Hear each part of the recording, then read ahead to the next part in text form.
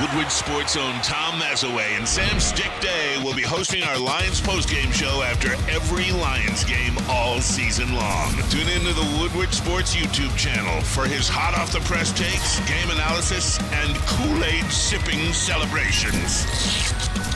You won't want to miss it. Join Maz, Stick, and special guests each week immediately following every Lions game, exclusively on the WSN YouTube channel.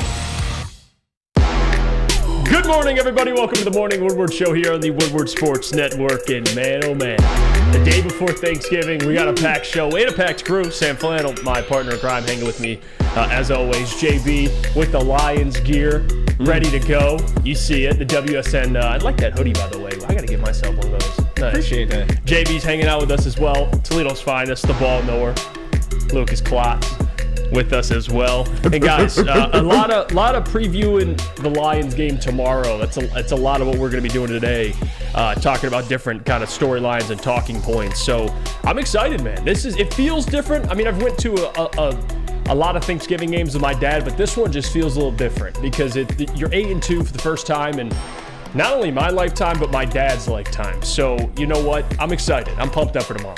Wouldn't it be nice to get a victory on Thanksgiving? Because despite how last season ended, it was a very, very good end of the season. The Lions they had to play the Buffalo Bills, the 13-win Buffalo Bills on Thanksgiving. And this year to potentially beat the Green Bay Packers on Thanksgiving the Lions have had a lot of bad football during Thanksgivings. And hopefully this year the tide has changed a little bit and there can be a lot of cheers across Metro Detroit instead of a lot of grumpiness.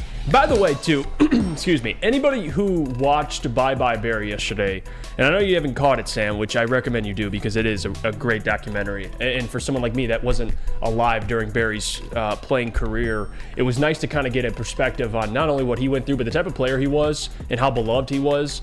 And talk about dysfunction within an organization. We don't even know.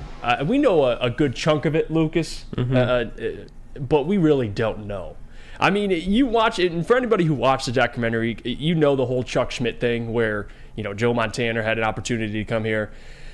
Warren Moon had an opportunity to come here, and Chuck Schmidt was just like, hey, just too old, man. Those guys are too old. Give me Scott Mitchell. Yeah, Scott Mitchell, Rodney Peete, Eric Kramer.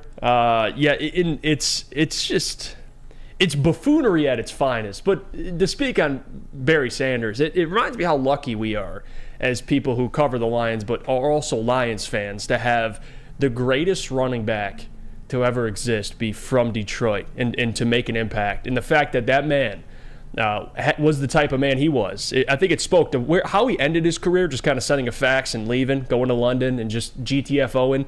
I think it spoke a lot about who Barry was as a person, where he kept to himself. He didn't want the credit. He didn't even want to win the Heisman Trophy.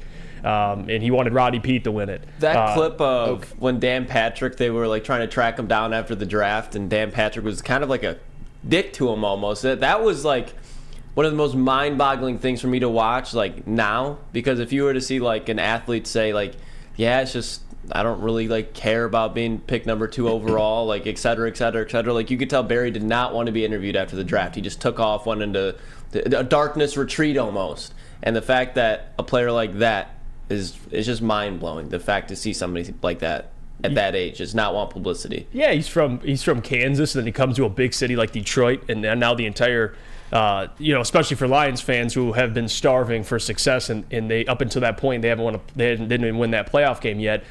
Barry was an interesting human being. I thought the documentary did a good job of just kind of portraying him in a good light, and hopefully a lot of Lions fans who were salty back then when he did retire eventually kind of understood that franchise was going nowhere. And after some of the pieces that Barry, especially the guys that he became so close with, departed, and the Lions, the direction wasn't very clear. Why would that man, especially witnessing 2 teammates of his damn near have, one of them did have, or both did have career-ending injuries, both spinal cord injuries, and he's looking at this franchise that's not going nowhere, and you got Chuck Schmidt, who said, no, I'm good, to Joe Montana and Warren Moon.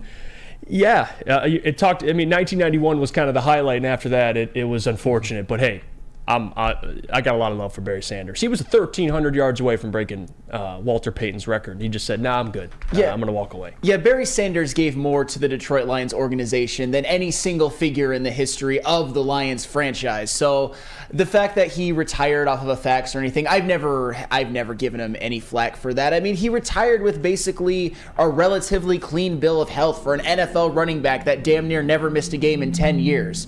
And he also had one of the greatest careers any NFL running back has ever had while retiring with all of his health, and some may argue the greatest career any NFL running back has ever had. So kudos to Barry Sanders. I'm glad that they had this documentary about him, and shoot, I might have to go watch it tonight. Honestly, I probably will. Yeah, it's a must watch. I think it's great. And again, like I said, the way he walked away, I think just kind of, it summarizes who he was as a person. He's low key. Even him, I mean, he's just so quiet. And I think that's why we appreciate Barry. Is he doesn't have an ego. He's as great as he was. And I'm watching the documentary and rewatching a lot of those highlights because that's all I used to have. I used to watch a ton of just Barry Sanders highlights. Unfortunately, I didn't catch him live. He's a video game character. Like, this man was not real. He was not real. That man is not real. What he was doing on the football field was ridiculous, absolutely ridiculous. And from an organization standpoint, yeah, the Lions failed that man. So happy. You look forward to it now in the future with the Lions franchise because it is turned around or starting to turn around, and it makes me happy knowing that this organization, from the top down, Sheila Ford Hamp, Brad Holmes, Dan Campbell, you're not going to have any wasted talent. I would assume anymore. You have great players now, but guess what? With those great players, you're going to win some games. It's unfortunate that Barry only got a little taste of that, and then, he never really got back to that success he originally had. Never got back to the NFC Championship game, even though he assumed he would, which a lot of young players do. Yeah, I mean, that was early on in his career, too. And the Lions, they still had a lot of successful regular seasons, like 1995, for example, when Scott Mitchell had his breakout year, but they never found any more playoff success. The thing that actually stands out to me, just from how I heard you describe the documentary, he says that he shouldn't have won the Heisman Trophy, or he didn't want to win the Heisman Trophy. That's insane. Well, it's not. He didn't want you could see, and he popped up on the broadcast because he was in. I think he was in Japan. Yeah, yes, Japan. He was in Japan at the time playing for Oklahoma State. They had a game already scheduled in Japan because they didn't think anybody on the team would be a Heisman candidate. So they were in Japan. He stayed up, running on no sleep, and they had a little box cam on the Heisman broadcast, and he's just sitting there waiting. And they read his name, and he just was like, you could tell he was like, damn. Because now with all that comes now, the media coverage, and he ended up giving that Heisman Trophy to his father there. But it just spoke to it sounds crazy. Oh, how could you not want to win the Heisman? I think he hated the spotlight. He didn't like it. He just wanted to go play ball and go home, make a ton of money. I have to bring this up. As great as Barry Sanders was as a Detroit Lion, he also happened to have probably the single greatest individual season in college football history. In his Heisman Trophy winning season, he rushed for 2,628 yards and 37 touchdowns on 7.6 yards per carry. That's just stupid. And by the way, 2,600 yards is insane. That's ridiculous. And just for comparative sake, Rodney Peete, 18 touchdowns, 10 picks. And then Troy Aikman was the other Heisman candidate. Right. Like, I know it was a different game back then, but come on. Barry Sanders, you could have at least been like, dude, nobody's going to win it but me. Like Rodney Peete. But that's how most athletes are. I think that's why it's interesting to see the type of person Barry was, because most athletes, you have a certain level of confidence in yourself, of course, and Barry did, but he just didn't care about all that. Like, they gave him the team MVP award, and he didn't want to take it home. He kept leaving it with teammates, and they're like, dude, take the damn trophy home. And he's like, I don't want to. That's not, I don't really care. And now you saw that kind of turn later when he broke 2,000, because then he got to a point where the Lions were having no success, and everyone was like, listen, Barry, you got to break the two. And he was even like, I got you. We'll go break the 2,000, because that, at least at that point in his career, the playoffs, winning a Super Bowl, all that stuff wasn't going to happen. So at the very least, go get yours. Go break the 2,000. And he did it, and he cemented it on Aaron Glenn. Ironically enough, Aaron Glenn made the tackle in which he pretty much cemented the 2,000. So that was very fitting. Defend the Glenn. Yeah, defend. Oh my! I'm just. Hey, he was out there. He was trying. He tried to make a tackle there. I think he stopped. Was a good DB. I think he stopped Barry from scoring a TD. He did. He still cemented. Tackled him like the two. Yeah, still cemented the 2,000 there. Chuck Brewer says he took himself out of games when he could have better stats. Yeah, but there was another part. I forgot the specific part of the video. The rookie where him and Christian Okoye for the league lead in rushing his rookie year. Yes, They took him out. the rushing title. And they're like, go get it, Barry. And Lomas was like, dude, go get it. Because the offensive line, we take pride in you winning a rushing title. He's like, no, go let the other guys play. Even at his high school, he had an opportunity to break the state record. He had an opportunity to break the state record for rushing yards. And he's like, let the young guys play. Like, dude, that is unheard of for most athletes. Like, even if it was me, I'm breaking that thing. I want to be cemented as the number one rusher in my own state. But again, that's Barry, and we're lucky to have a guy like that. We're lucky to have him. We're lucky to have Calvin Johnson. We're lucky to have all these great players, even a part of the teams that Barry are a part of, the Herman Moores, the Lomas Browns that still reside here in Detroit. It's great. I love it. Even though they didn't have maybe the team's success of winning a Super Bowl, it's awesome that the Lions, despite the organization being a little dysfunctional for most of my lifetime and many other people's lifetime, you still got great players, great memories to hold on to. Yeah. Like Barry packed that stadium. Yeah, and when you actually look at those teams, it's actually quite a shame that they only won one playoff game. But Barry Sanders, he gave his all to Detroit, and he's one of the best football players who ever played. The Detroit Lions, for all of their organizational dysfunction, have two of the single best football players who have ever played NFL football. I don't care that Calvin Johnson didn't have the longevity. He is the single best wide receiver I've ever seen with my own two eyes. Yes. And Barry Sanders, he might be the greatest running back who ever played NFL football. Most would argue that he is, and I'm not going to fight you on that. So, good. I just hope that now, even though the Lions don't have those type of high-end players, now it's winning time. Now it's playoff success time, and those are the type of guys, Calvin Johnson and Barry Sanders, that we can still hold on to and pave the way a little bit, so to speak. Michael says, we didn't go see the Lions back then. We went to see Barry, not the team when he retired. So did my season tickets, and I quit supporting the Fords.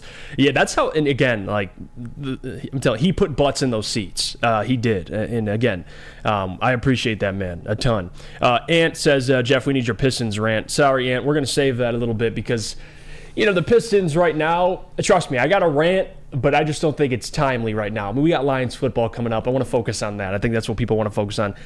We're gonna have Kool-Aid on, and by the way, I want to say this because he's not going to say it because he's too humble. Can we just get some prayers for Kool-Aid? He was a little bit of an accident yesterday, him and his wife. They're okay, but he was going to be on today, but he's at home resting. So if reach out to him on Twitter, if you have it, just say, your thoughts are with him. He's okay, but, keep the man in your prayers. He's the last person who ever deserves that. Yeah, he was in a little bit of a bender yesterday. I think it was some old lady hit him, and then he got hit by another car, but he's okay. You kind of mentioned it, though, yesterday. Nobody knows how to drive in this freaking weather. Yeah. So, Kool-Aid, he's okay, though. That's all that matters. Freddie fell through on 3. Barry's Oklahoma State numbers were absolutely insane. Sometimes they're not even real, to be honest with you, when you look at them. Adiz says he had Kevin Glover and Lomas Brown, and I think the kind of what cemented it was when Lomas left and all these guys were leaving. I think that just that's the part of the game that I think a lot of GMs don't understand is it's not about just a player leaves, replace player. There's a lot more that goes into a football team. Like there's a lot of relationships, and even Glover, he came back when Barry broke 2000. He was in the locker room. He's the only person that Barry would talk to when he went after that loss, and he sat in the locker room by himself. Like, relationships are important, man. And I think Brad understands that to some extent, bringing back guys that are key parts of a locker room. A lot of GMs just don't get that, and that's a big part of being a GM, dude. And if you can't get that right, I mean, you're screwed. Well, and the Lions are at this version of the Lions. They're slowly convincing me that things like character and chemistry maybe matter than I initially thought that they did, because it's very, very clear that the Lions want to bring in high character guys who also have talent. But the proof is in the pudding. They're 8-2. And as Neil Rule once said in this exact same seat, you never have to worry about a guy like Amon-Ra St. Brown not being all about football. You never have to worry about a guy like Penei Sewell being all about football. You never have to worry about a guy like Aiden Hutchinson or even Jared Goff being all about football. They're just going to come in, go to work, but they're also very, very talented. And that's why I think this city has embraced this team so much, not just because they're winning, but because they're just really high character guys as well that just happen to be really talented and a damn good football team. Absolutely. This one, It Hip says, Terry made a great point yesterday that he thinks Barry basically left after they signed Mitchell and didn't re-sign Glover, Spielman, and Brown. Yeah, that's actually absolutely why. And the documentary kind of talks about that too. Like I said, Joe Montana wanted to come play in Detroit with those guys, and he's just too old. Just too old. He's washed. It's crazy too that and I've seen and he it went to Kansas City times. and won 17 games in 2 years. Yeah, but continue. He's still. But Barry Sanders just he was so elusive, but the amount of tackles that he ran through and just made it seem absolutely effortless. I'm not going to say he was a power back, but the amount of tackles that he just forced just without making juke moves to set up the defender in front of him were insane. That's what, because I saw, let me look who said it. Scroll up real quick. Justin Reed said, Barry squatted almost 600 pounds. His calves were the size of a Rottweiler head. Barry was, I think, the most complete, I remember Scott Mitchell, and we'll get into his Facebook rant in a second, but he was like, I can name 3 more complete backs in NFL history. There is not a more complete back in NFL history than Barry Sanders. Not one. Scott Mitchell said that? Yeah.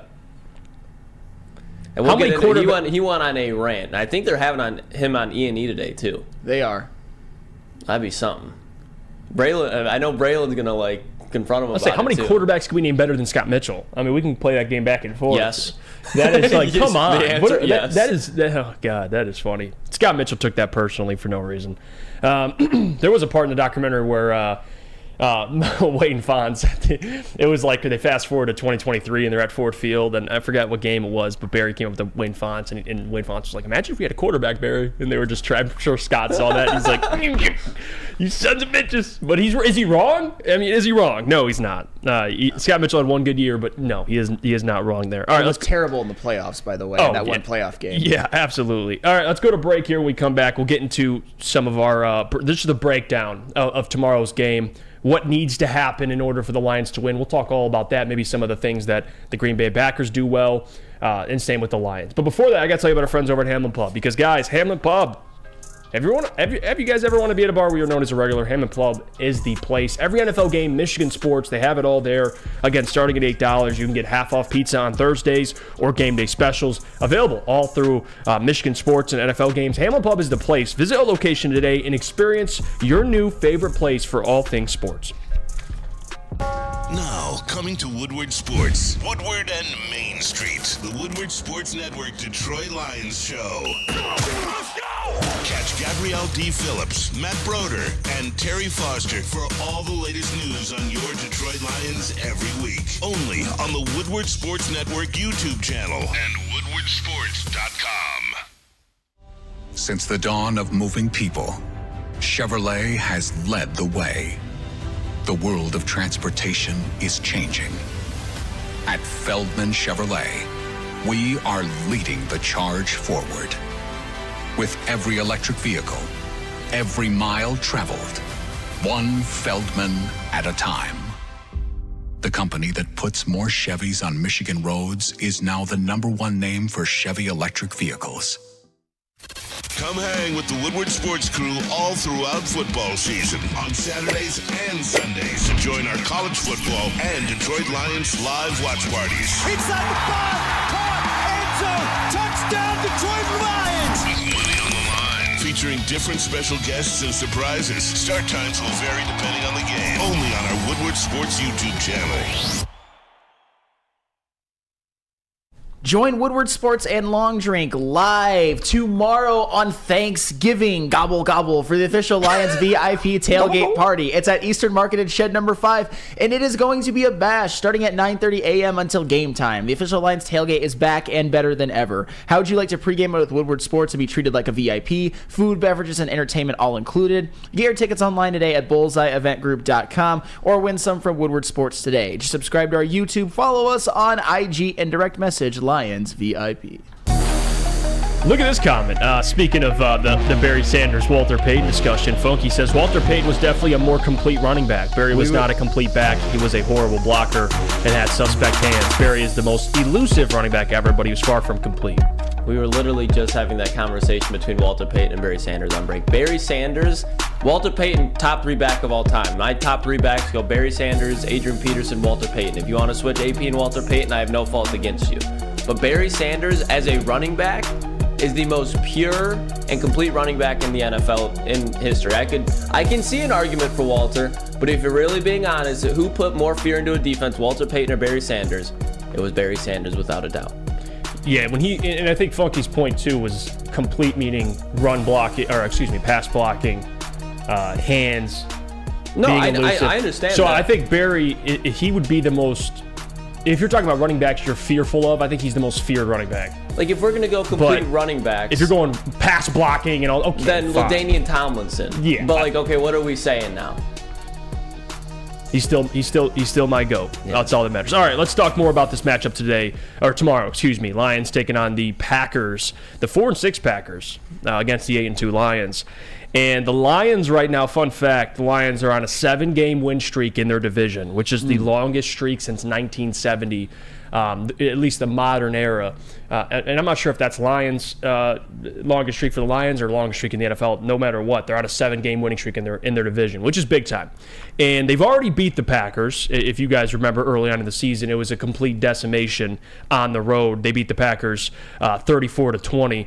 And Jordan Love had 2 picks for Jerry Jacobs, I believe, in that game as well. So they took care of the Packers at home. But the thing about the NFL, and you guys know this, every game's different. Just because they destroyed them pretty decisively and took care of them, won by 14 earlier in the season, doesn't mean every game's going to be like that. This game, it's another divisional game. They know each other very well, and it's a short week. So, disadvantages and advantages for both teams. I think this game comes down to, Sam Flannel, if I had to bring up one stat, the Packers this season, they are 7th in the NFL in at least, or excuse me, yes, 7th in the NFL in passing yards allowed per game. They allow 193.2. Now, over the last 3 games, they've allowed 160.7. But again, that you need context. The Packers over the last 3 games, they took on Justin Herbert, which again, great test. Completion percentage-wise, didn't have his greatest game, but still, it's a good test. Now, before that, though, they took on the Pittsburgh Steelers. Before that game, they took on the Rams without Matthew Stafford. So if we're talking, again, a lot of these need context. Oh my God, it was Brett Rippon. It was. Yeah. Wow, that's right. It was. And they've also faced, at one point in time this season, just like the Lions have, Jimmy Garoppolo in the Raiders. So the pass defense, and you could say that about the Lions to some extent, but at least over the last 3 games, you look at the stats, 160 yards allowed per game. Like some of that is context, but they do have a pretty good pass defense. To me, this comes down back to this offense, man. And the defense has to step up, but you got Jared Goff on a short week, coming off not the greatest performance, at least early in the game. He bounced back at the 2-minute drill before halftime, and of course 2 minutes at the end of the game. But this is a good test for this offense once again. We saw what they did against the Chargers. We saw what they did late against the Bears.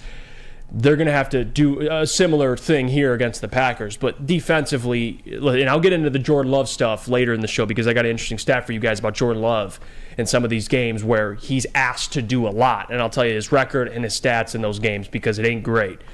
But this is going to come down to 2 things, Sam. One, Jared Goff taking care of the football, and number 2, I'm going to go back to that run game because that's how you establish play action, and that's how you keep these pass defenses guessing. Dave Montgomery had 32 carries, $120, $130, 3 TDs last time they played the Packers. Now Jahmyr Gibbs is feeling himself. So now you got those 2 backs, the 2-headed monster. Jameson Williams wasn't there against the Packers early on in the season as well, so you got another weapon there.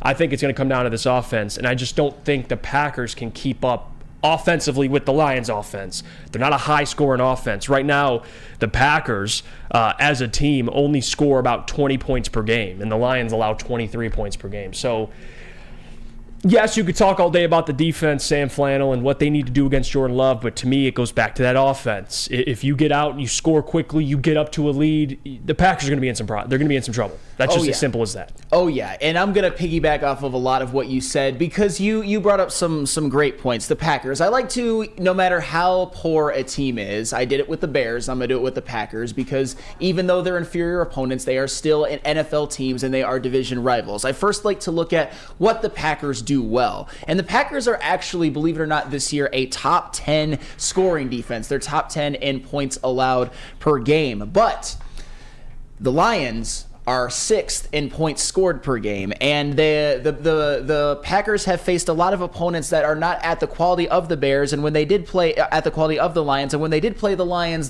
put 34 on them. So the Packers do have a pretty good defense, but the Lions have their offense is better than the Packers defense, and it leads me to what they also do well, which is passing defense. And you did provide a lot of context to that, because the Packers, they do have a lot of players that can wreck games. They've got Preston Smith, they got Rashawn Gary, they got Kenny Clark rushing the passer. All of them can be problems, but the Lions have that offensive line that can block those said problems, particularly guys like Penei Sewell and Taylor Decker that can get the edges, and a guy like Frank Ragnow, for example, that can neutralize a guy like Kenny Clark along with the guards. But also, the Packers have faced a lot of, I would say, porous passing offenses. They faced the Steelers, the Bears, the Broncos, and the Raiders. Those are all bottom 10 passing offenses in the NFL, and they've also played the Desmond Ridder-led Atlanta Falcons, who are not bottom 10 in the NFL in passing yards per game, but still, it's Desmond fucking Ridder. And they got to play the Los Angeles Rams with Brett Rippon, who arguably played one of the worst games I've ever seen an NFL quarterback play.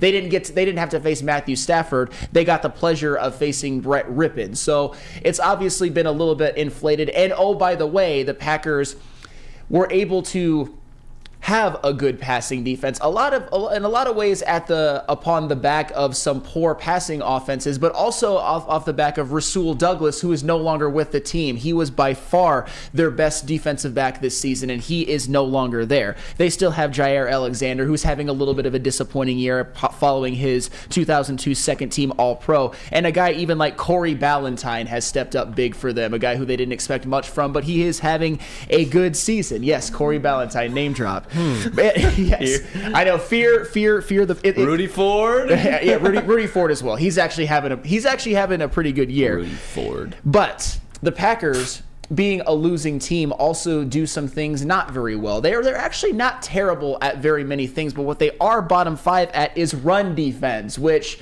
could make for a very, very long day, and they did give up over 120 yards to David Montgomery when they played the Lions. The Packers have the 5th worst rush defense in the NFL, and the Lions have the 5th best rush offense in the NFL, and it's ascending. I think we all agree, at least when it's fully healthy, the Lions have the best offensive line in the NFL, and they have the best backfield duo in the NFL. So expect for a long day for the Packers when it comes to stopping the run, especially if the Lions are able to get out to a lead, which I think they will have no problem doing because, I forgot to mention, the Packers are technically the 7th best passing defense, although that's kind of skewed. The Lions are the 4th ranked passing offense, and we all know what that attack can look like, especially when Jared Goff is clicking on all cylinders. The offensive line can block Amon-Ra St. Brown, Josh Reynolds, Sam Laporta, Jamison Williams, Jahmyr Gibbs out of the backfield. And one more thing that the Packers struggle in, which the Lions actually struggle in too, believe it or not. The Packers have a negative turnover differential. They are -3. The Lions are -2, by the way,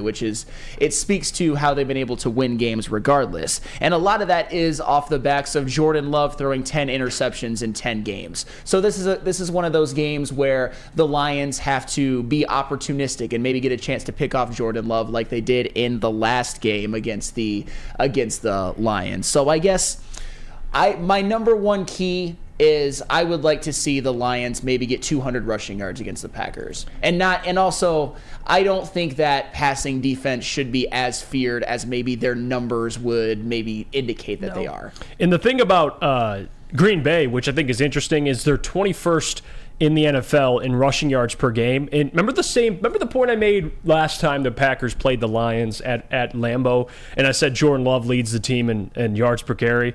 Well, this year, you look at who's leading them in yards per carry. Number 1, Jaden Reed, their wide receiver, on these little trick plays. He's had 5 carries for 65 yards, had a TD, I believe, last game against the Chargers. So a little skewed. I wouldn't say he's in the run game, but again, he leads the team in of course, yards per carry. 5 carries, had 13 yards average. Who's second is Keyshawn Nixon, the corner. He is 11 yards per carry, has 1 attempt for 11 yards. You know who's after that? Emmanuel Wilson, who only has 14 carries. He has 14 carries for 85 yards, and he had 1 run of 31 yards. So we could say that, that one run kind of, counts for a lot of that production. But regardless, after those 3, it's a little skewed. I don't have a big enough sample size. We get to Jordan Love again. He leads the team in yards per carry, 5.4. But if you want to go running backs, Aaron Jones, who was just hurt, led the team. He's at 3.7 yards per carry. And then you have A.J. Dillon, 3.5 yards per carry. A.J. Dillon is so mid. And then you have So Patrick mid. Taylor at 2.8 yards per carry. And you're talking about a run defense right now in the Detroit Lions, who right now in the NFL, I believe they're top 5. They're 6th opponent yards per game rushing. 6th. So this, to me, that's a problem for Jordan Love. You lose Aaron Jones. You guys can't run the ball as it is. And I don't want to give it away, but later we'll get to Jordan Love because I want to tell you the statistics here, but we'll save it. I don't want to get it all out. But let's just say that's a problem. You can't run the football, and Jordan Love, for him to have success, the Chargers game to me is a little bit of an anomaly because they couldn't run the football, but he just torched that Chargers secondary, the worst pass defense in football. But when you're in a game where you're facing a good pass defense and you can't run the football, that's a problem. And we saw that be on display at Lambeau. So I think this will be a very similar result tomorrow. And remember at the beginning of the year, and I think rightfully so, I think a lot of Lions fans and a lot of NFL pundits were talking about the Packers running game as one of the strengths of their team. Obviously, Aaron Jones has been one of the better running backs in the NFC and the entire NFL for quite a few years now, but he's been hurt, and when he's played, he has been relatively ineffective. And A.J. Dillon, he's a pretty solid, maybe number 2 back who just provides kind of thunder up the middle, but even that's a little overrated. I would say he's got more quads for show than anything. Is that fair to say? Yeah. I mean, he has no burst anymore. At least when he first came out, Boston College, right? Boston College, yeah. He came out of Boston College. His rookie year, he looked like he was about to be a problem in the NFC North. And then the second year, just absolutely nothing. He fell off a cliff. It's just when you're a back that has that much size, and you don't have any explosiveness with you, eventually it's all just going to catch up and you're just going to be a slow back that's easy to tackle when you hit him low. Yeah, the most yards he's had in a game was against the Raiders, 76 yards, and that was on 20 carries. To put it into context, the Green Bay Packers between Aaron Jones and A.J. Dillon this year have a combined 650 total rushing yards.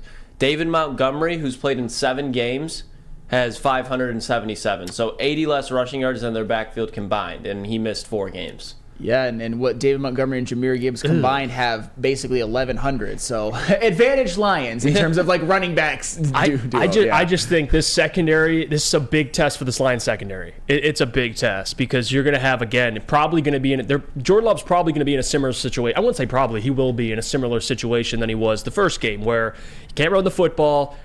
Now you're down 7, you're down 10, you're down 14, and he's going to start passing the football, and they're going to go heavy passing sets, and this secondary is going to be tested again. Jerry Jacobs capitalized last time. Who else is going to capitalize? Is it Kirby again? Is it Cam Sutton? Is it Jerry Hell? Is it the linebacker core? Somebody, that pass defense for the Lions will be tested, and I think they'll feast on Jordan Love. But we'll go to break here. When we come back, we'll talk a little bit more about Jared Goff, how much pressure's on him to kind of have a bounce-back performance on a short week against one of the better pass defenses in the NFL. We'll talk about him, but first, we got to hear about our friends from Premier Pet. Absolutely. When it comes to your pet, don't settle. I don't settle when it comes to my golden retriever, Jake, and my orange cat, Milo. They get all of the best toys, treats, and food from Premier Pet. Give your pet the best like I give my pet the best. Premier Pet Supply is hands down Michigan's best pet store. Family owned and operated for over 30 years. With 13 Metro Detroit locations, over 60 brands of food, lowest prices, and curbside home delivery. Premier Pet Supply. Give your pet the best.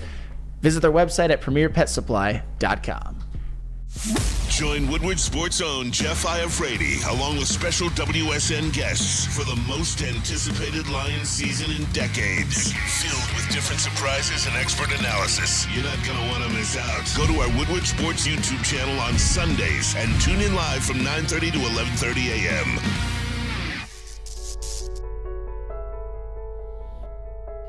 We've just received word. The world's cannabis supply has vanished. The public is outraged and has taken to the streets in response to this tragedy.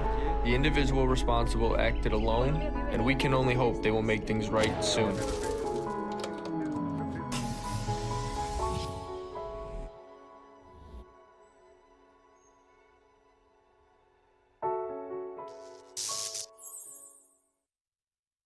Now, coming to Woodward Sports, Woodward and Main Street, the Woodward Sports Network Detroit Lions show. Let's go! Catch Gabrielle D. Phillips, Matt Broder, and Terry Foster for all the latest news on your Detroit Lions every week. Only on the Woodward Sports Network YouTube channel and woodwardsports.com.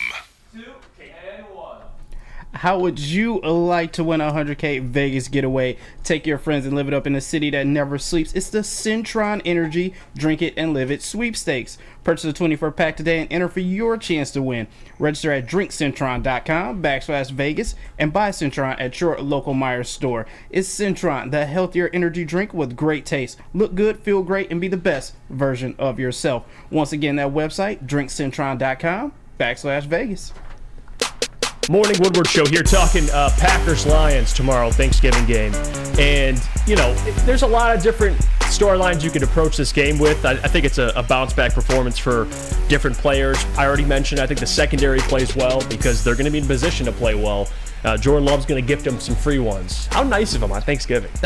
Very giving. It's a season of giving. You know what I mean? Yeah. Jordan Love's giving us free possessions. We'll send him out of Green Bay early. Get him out of there. Yeah, it's his first Thanksgiving start. I mean, it's cute. I can't wait for it tomorrow. I can't. Away from Matt LaFleur. Yeah, that's another one, Matt LaFleur. Which we'll talk about the NFC North next segment because I want to talk about which teams are I wouldn't even say close because no one's close right now in terms of the future, but who has the best chance to kind of maybe take the steps the Lions took over the last couple of years. We'll talk about that at 8:45, but right now for Jared Goff, I think it's beneficial to him that it's a short week because he can just forget about what happened, move forward.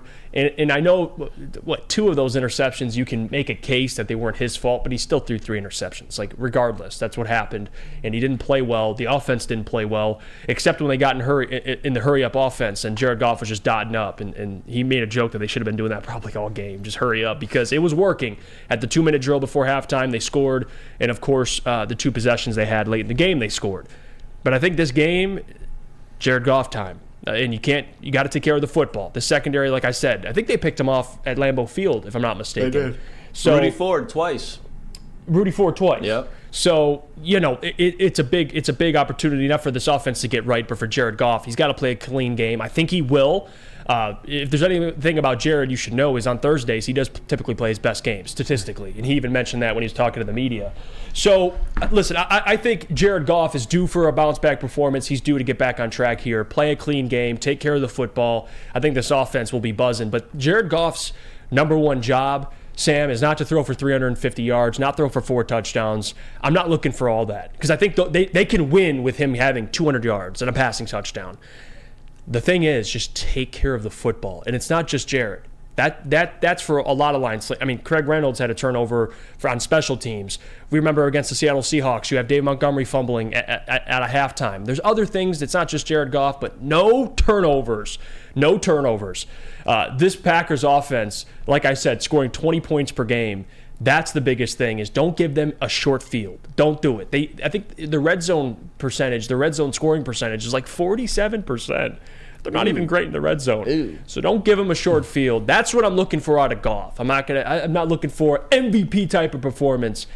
Just take care of the football. It's that simple. And I think the Lions win. Yeah, and the Lions are obviously 8-2, and their offense for the most part has been one of the top offenses in the NFL throughout the year. But if you want to criticize Jared Goff about one thing this season, it's that he has been more prone to interceptions. He already has more interceptions this year than he did all of last year, which is crazy to think about. This year he has 8. Last year he had 7 as a whole. In the last game he had 3, and then in a couple other games he threw a pick 6 against Seattle and a pick 6 against Vegas. I'm not saying that I don't trust him or anything like that. It's just that the interceptions could end up being a problem as the season goes along, and obviously if they get into the playoffs. So I would expect and hope for a clean game out of Jared Goff. I would actually probably, if I was a betting man, I would bet that he doesn't throw any picks in this game, because that Packers passing defense, although by the numbers it does look good, we all mentioned many reasons why. It's easy to inflate your pass defense numbers when you're playing Brett Rippon, when you're playing Kenny Pickett, when you're playing Desmond Ritter,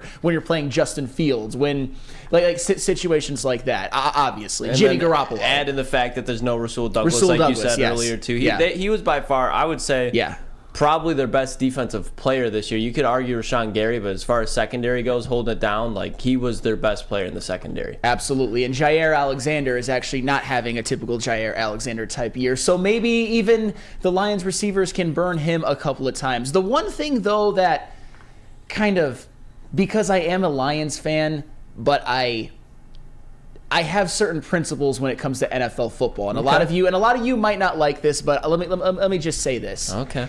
It does bother me a little bit, that Jared Goff almost single-handedly cost this team the game against the Bears. He made up for it at the end, but now people are talking about how that's just proof of how great he is and how great of a game he played. That doesn't sit very well with me. And I get what you're saying, but to the point of how many quarterbacks this year have come back from that?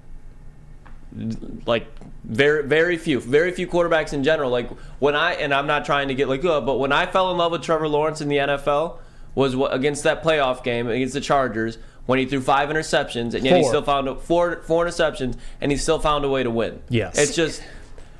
It's all these bad circumstances that can happen, but when it's mattered, you get the job done.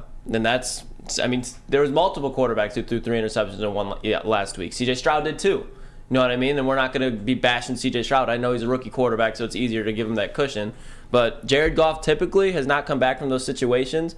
And the fact that you're seeing it now, and this is when the Lions are trying to be taken serious as contenders, it's definitely like you feel a lot better about this team when you can see that Jared Goff is even doing that. Well, now. And it's obviously great when you can pull victory out of the jaws of defeat like that. When your bad game, when one of your worst games he's probably had in his entire career, I mean, not counting the Jeff Fisher years because there's some lean ones there, but still, ever since he became Jared Goff, that was one of his worst games, I would say, at least through 3 quarters, and they still win. That is obviously well and good, but I'm going to put on my easy hat a little bit and defend the Glenn, because one of the reasons he was able to do that is because off of those Jared Goff 3 interceptions, the Lions gave up only 3 points. The defense actually, I would say, kept them in it when they were tasked with some pretty poor situations that Jared Goff helped create. Obviously, they gave up a touchdown after Craig Reynolds fumbled the kickoff return, but still, when Jared Goff threw interceptions, the Lions defense always held. So that's all I'm saying. This isn't meant to bash Jared Goff or anything like that, but last week didn't show me as much as maybe it showed some people. He got lucky. He got bailed out. He got bailed out. I wouldn't go lucky. He got bailed out. Because he plays the most important position in football, and he led 2 back-to-back scoring drives. That's fair at the end. I'm not trying to take away from the defense, but lucky's, it's not like the dude got like 2, every pass was tipped and then caught. He could have had more interceptions. I'm not trying to defend and say Jared played the best game of his career, but when you look at the history of him as a Lion, that's the most interceptions he's had in a game. He's only had 2 other games in his Lions career with 2 interceptions. He had one against Dallas last season, and then I believe he had 2 interceptions against the Rams his first year. So that's the most he's had in a game. So it is kind of an anomaly as a Lion, I should say. It's based on the data. Yeah, and he still found a way to win at the end. I think why I kind of get so excited about it, Flannel, is just because of the fact that Jared Goff, he's always been able that he can respond. Like when they get in shootouts, a lot of times Jared Goff can go down and he can respond, but he has offensive momentum.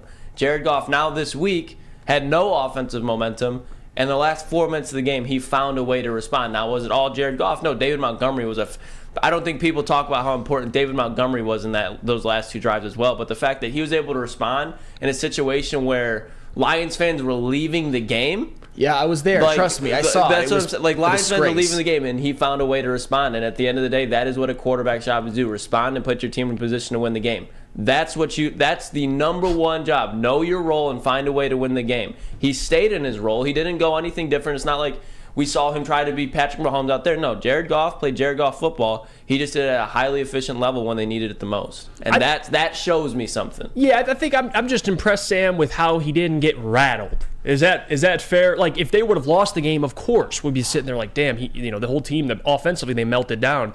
But he didn't get rattled. And I think that deserves, I'm not going to sit up here and again make the case that Jared had the best performance all week, but it does deserve some praise there. I don't think I should. You can't come in and be like, the guy got lucky. That's no. I understand that, but he didn't get rattled because he had the opportunity not to get rattled because the defense almost always held firm when Jared Goff threw interceptions. So the defense motivated him. No. For 2 back-to-back scoring drives. The defense held them. That at the end was great, but the defense held the Lions in the game. The Bears were not able to deliver the kill shot because they were not able to score enough. They were not able to get enough touchdowns. And like I said, off of the Jared Goff interceptions, 3 interceptions, they only allowed 3 points off of that. That is a phenomenal job. Yeah. If the Lions defense would have let the Bears score, maybe if Jalen Johnson actually catches that potential pick 6 instead of drops it, we're having a completely different conversation. It was Jared Goff great at the end. No, but 3 picks is not good. To your point, Flannel, that you say all the time, I think both things can be true. But Jeff, my bad, I didn't mean to cut you off. No, sure. You're good. I was just going to say, it. Finally, I mean, we just watched the Chargers game. Defense couldn't get a stop. That's fair. So where were you on Monday when they won that game? I was saying how great the offense was and how bad. Here's the thing. Every single He wasn't lucky then. He wasn't lucky then. He was great. Oh, my gosh. But, I don't like... And I disagree with you, Lucas, about the Trevor Lawrence game. He single-handedly put that team in a hole, and the reason he was able to come back was because the Chargers weren't able to capitalize as much as they were, and the Jaguars' defense held them in the second half. You can't play four interceptions and have this great game. And this is where both things can be true, but again, this is where you also, when you look at the stat sheet, yes, 3 interceptions. You look at Trevor Lawrence last year, 4 interceptions, yes. Were all of those strictly on the quarterbacks? No. That first one to Sam Laporta, it might have not been a completed pass, but Sam Laporta's at least tipping that ball, and it's not going to be an interception. The second one to Tremaine Edmonds, that one was ugly. The third one, that was ugly. But there's also things that are going around that all the blame is always going to go directly on the quarterback. Always. But there's multiple times where it's there's little things that you don't see where Jared Goff could have made a better throw. But just to go out there and just be like, Jared Goff for the blame, I don't think it's fair either. You know what I mean? For saying he's single-handedly taking the game when Justin Fields has 104 rushing yards, when DJ Moore's flying down the field, and I know that the defense played well against the turnovers, but there was drives where the Bears on that opening drive went through the Lions defense like a hot knife through butter. They responded, but so did Jared Goff. That's what I'm saying. It was a nice team win. Yes. Complimentary football. Yeah, it was complimentary football. Late in the game. That's just why I was happy to see the outcome. And it's all right, if this team can play, that was the trap game. That was the trap game of the year where the Lions just went in there sleepwalking and were about to get smacked around, but they responded. I think it showed me that those trap games that Lions fans are all just have PTSD about from the Patriots, from the Panthers, we can kind of kiss them goodbye a little bit. That's what that showed me. That's why I was thank God. What about Booner? He says Patrick Mahomes threw 2 interceptions versus the Broncos and couldn't come back from it, Flannel. Okay, fine. So imagine if he came back from it, we would still be like, well, damn, he didn't have his greatest game. He still found a way to win. You don't praise him for the 2 picks, but you get why they do this. You can't just... he threw 3 picks, which 2 of them... the one to T.J. Edwards was his fault. He just threw it directly into... He said he didn't see him. Okay. But you got to give the guy something. You got to give the guy something. I give him a lot of credit for what he was able to do in the last couple of drives, mainly because the defense was able to hold firm when Jared Goff made mistakes. And that's fair.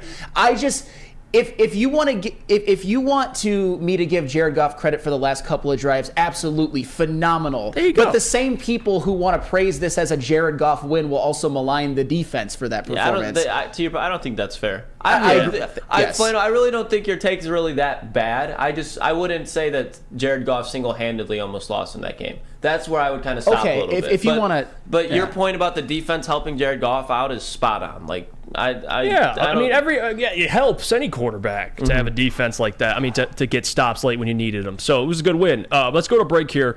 When we come back, we'll get into the NFC North outlook. We'll speak more about the future of the Packers, future of the Vikings, future of the Bears, and even the future of the Lions when we come back. But first, I got to tell you about our friends over at Planet Fitness, because Planet Fitness is the home of the judgment-free zone where anyone, and I mean anyone, can feel comfortable and work on their fitness goals. I mean, Jared Goff is a dad bod, but I'm sure he's in Planet Fitness. He's probably getting it right. Planet Fitness, you experience a squeaky clean gym that has tons of equipment, a full-body workout in just 30 minutes, and all memberships include fitness training. You'll get all this for just $10 a month. No commitment at all. No matter where you are, there's a Planet Fitness close by. There's more than 50 in Metro Detroit and thousands more throughout the world. We'll see you guys right after the break. Scott Mitchell sure could have used Planet Fitness. He could have. Dude, yeah. he was fun. Calling all landscapers. This is Darren McCarty. I'm at Outdoor Equipment Co. How would you like to landscape like a legend? How about a bad boy zero turn? And even a chainsaw.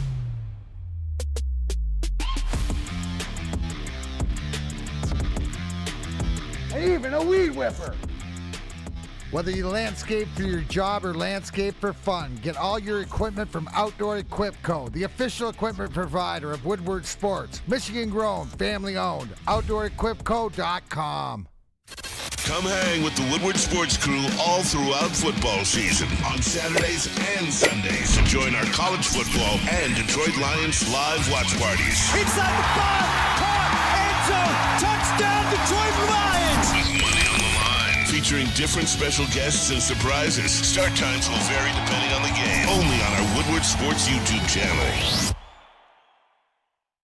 Gabby is a college student struggling to study for her big exam. Then she discovered Syntron, a healthy way for her to stay awake and focus. Jennifer frequently has chaotic days like this until she gets online, orders some Syntron, and finds her groove. April visited her local grocery store, purchased a case of Syntron, and entered to win the Syntron 100K Vegas giveaway. Pick up your case of Syntron today at any Meijer location or visit drinksyntron.com/Vegas and enter for the 100K Vegas giveaway.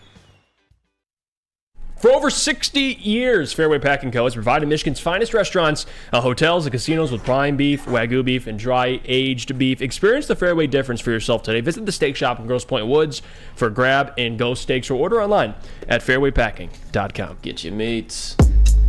We're back. It's the Morning Woodward Show here on the Woodward Sports Network, talking a little bit about the NFC North moving forward. I think it's fitting. You just take on the Bears.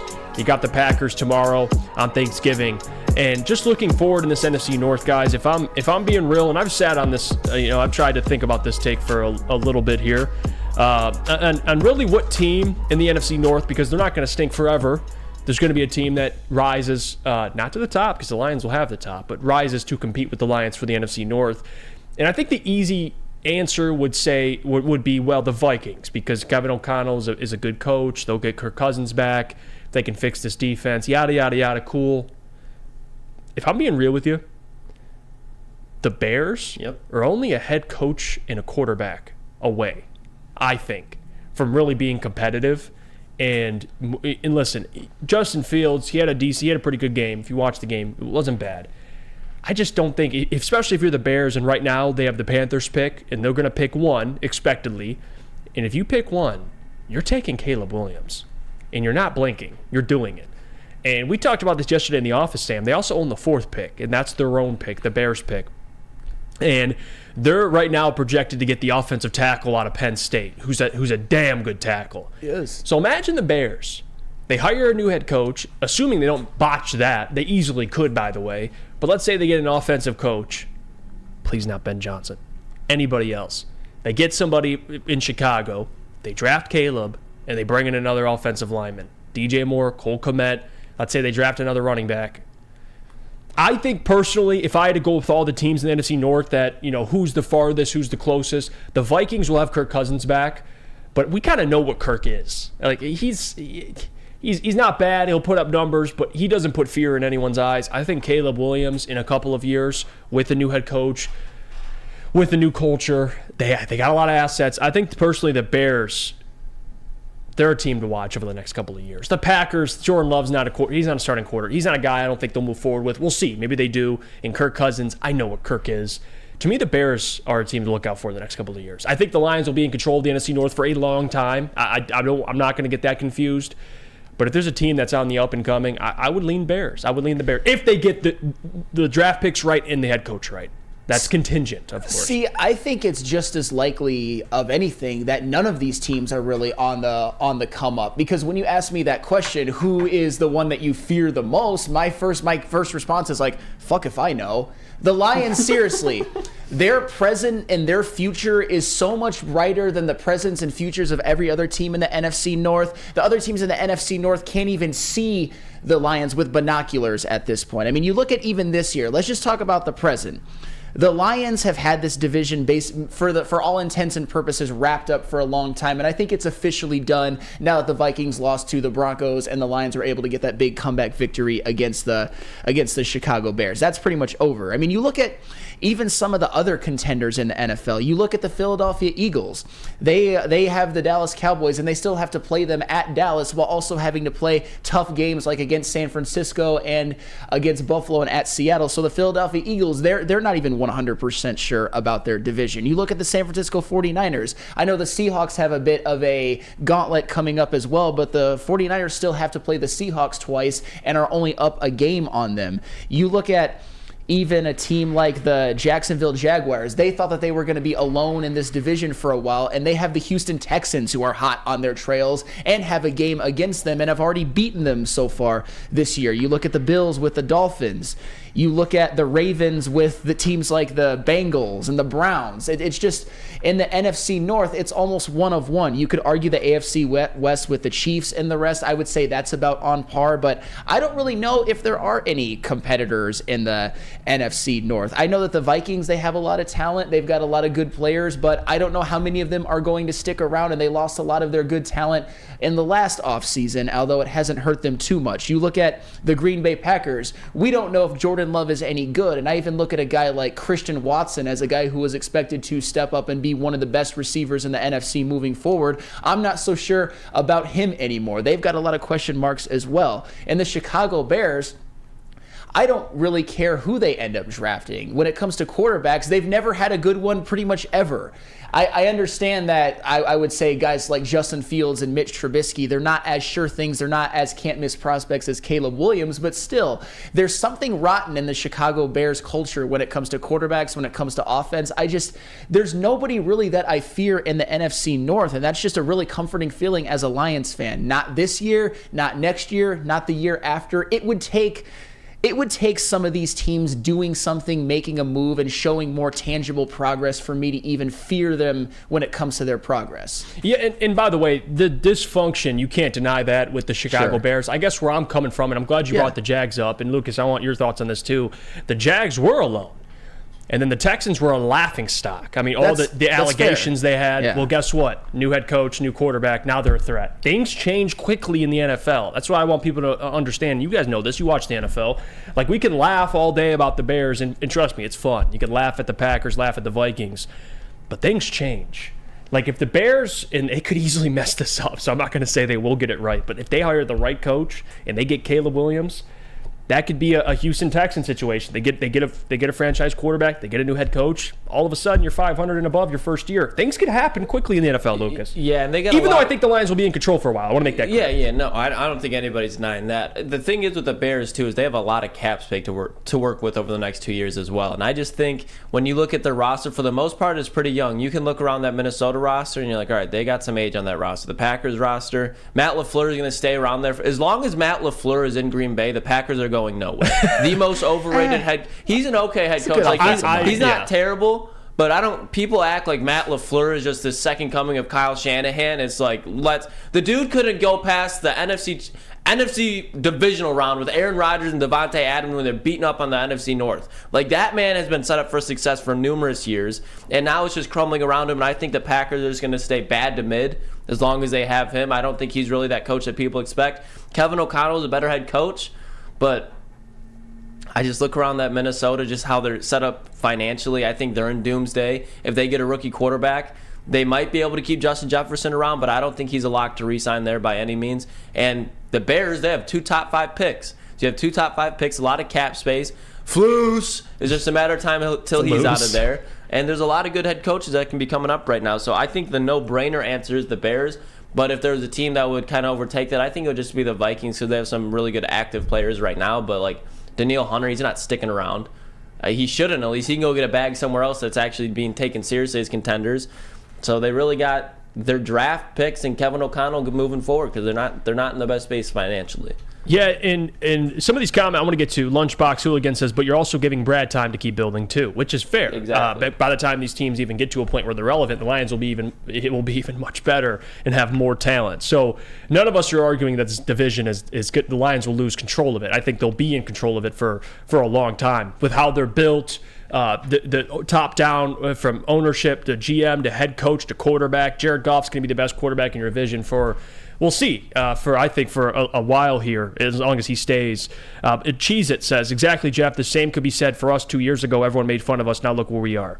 And a lot of that it has to do with getting three things correct, which is the three things you need to have a successful team, which is head coach, GM, quarterback. If you have those three things, you have a chance. And the Lions have Brett Holmes, Dan Campbell, Jared Goff, and they're having success. The Bears right now, Ryan Poles, Justin Fields, Matt Eberflus, we'll see. But he is correct there. You have to get those things correct, and I'm not saying those teams can't do it, but the Lions, they have it, and they're going to continue to have it. Well, you actually brought up a good point about the Houston Texans, which I didn't even think about, because I brought it up as almost a flex to the Texans. It's like, oh, they're actually a contender with the Jacksonville Jaguars. But you brought it up more of the angle of a team from the NFC North could surprise next year, like the Chicago Bears.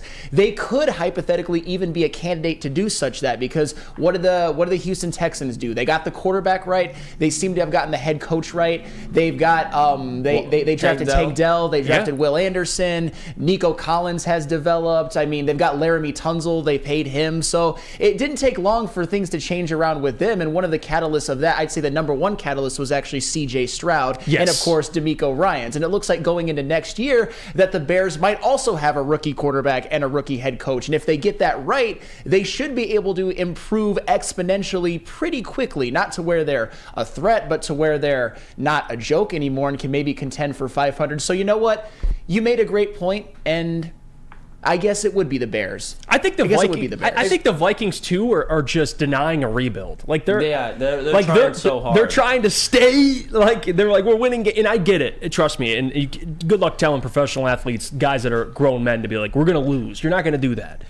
But the Vikings need a reset. That's what I think. And the Packers, I don't know about a reset, but they need a new quarterback. All three teams need a new quarterback. They do. That's why, and like the Lions, and the Bears will be in position to get one. The Packers won't be picking probably if they see how many games they win, but they'll be like they'll be in the Kenny Pickett range. They'll be like, if you want to take a quarterback, go ahead. It's going to be in the middle of the first round. Same thing with the Vikings. But the fact that another reason why Jared Goff is so valuable to this team is they have a franchise quarterback that's been here, that's going to get playoff experience, and he's going to build with this young team. So the fact that that's already there, that puts them even further ahead of where all the other teams in the NFC North need to go, just let alone their roster and their coaching, because there's got to be multiple coaching jobs that switch around in the NFC North, in my opinion, for them to be taken seriously. And Booner chiming in. Booner, he says, let's not start this Bears hype this early again. Didn't everyone learn from them last offseason? But Booner, it's different. Like last offseason, they had Eberflus, Fields, and they still have an incomplete roster. We're talking about moving forward. Booner, you know the NFL. Things turn around very quickly,